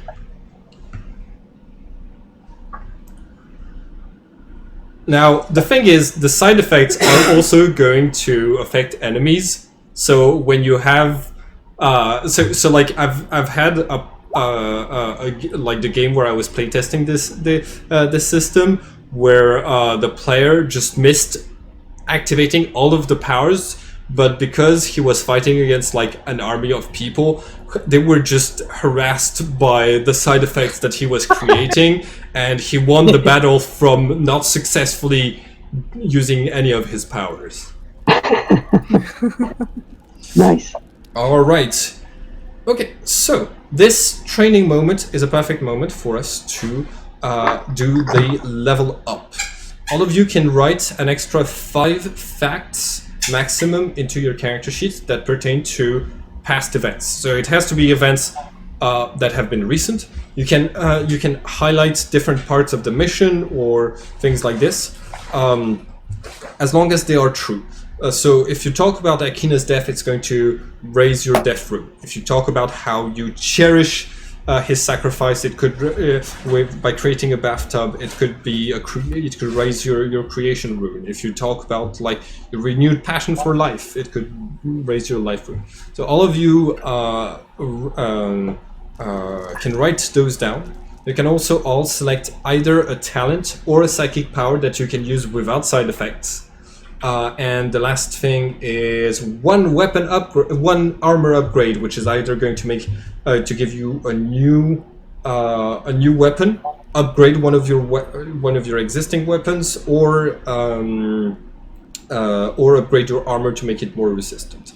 So you've got those three things to take care of. I am going to stop the recording now. We're gonna take care of it, and then we're gonna end the session for today. This has been a great game. Where did everybody go? Yeah, me too. Yeah. What? No. Okay. It's Roll20 doing its Roll20 stuff again. All right. Roll 20 days. All right, everyone. Have a nice day. Hi, everyone, and thank you for watching this video. If you want to keep up with all of the adventures on this channel, don't forget to subscribe and click the bell button so you can get a notification each time we upload the next episode of this story. And it would be very nice of you to like and share the video to help this channel grow. Have a nice day, everyone.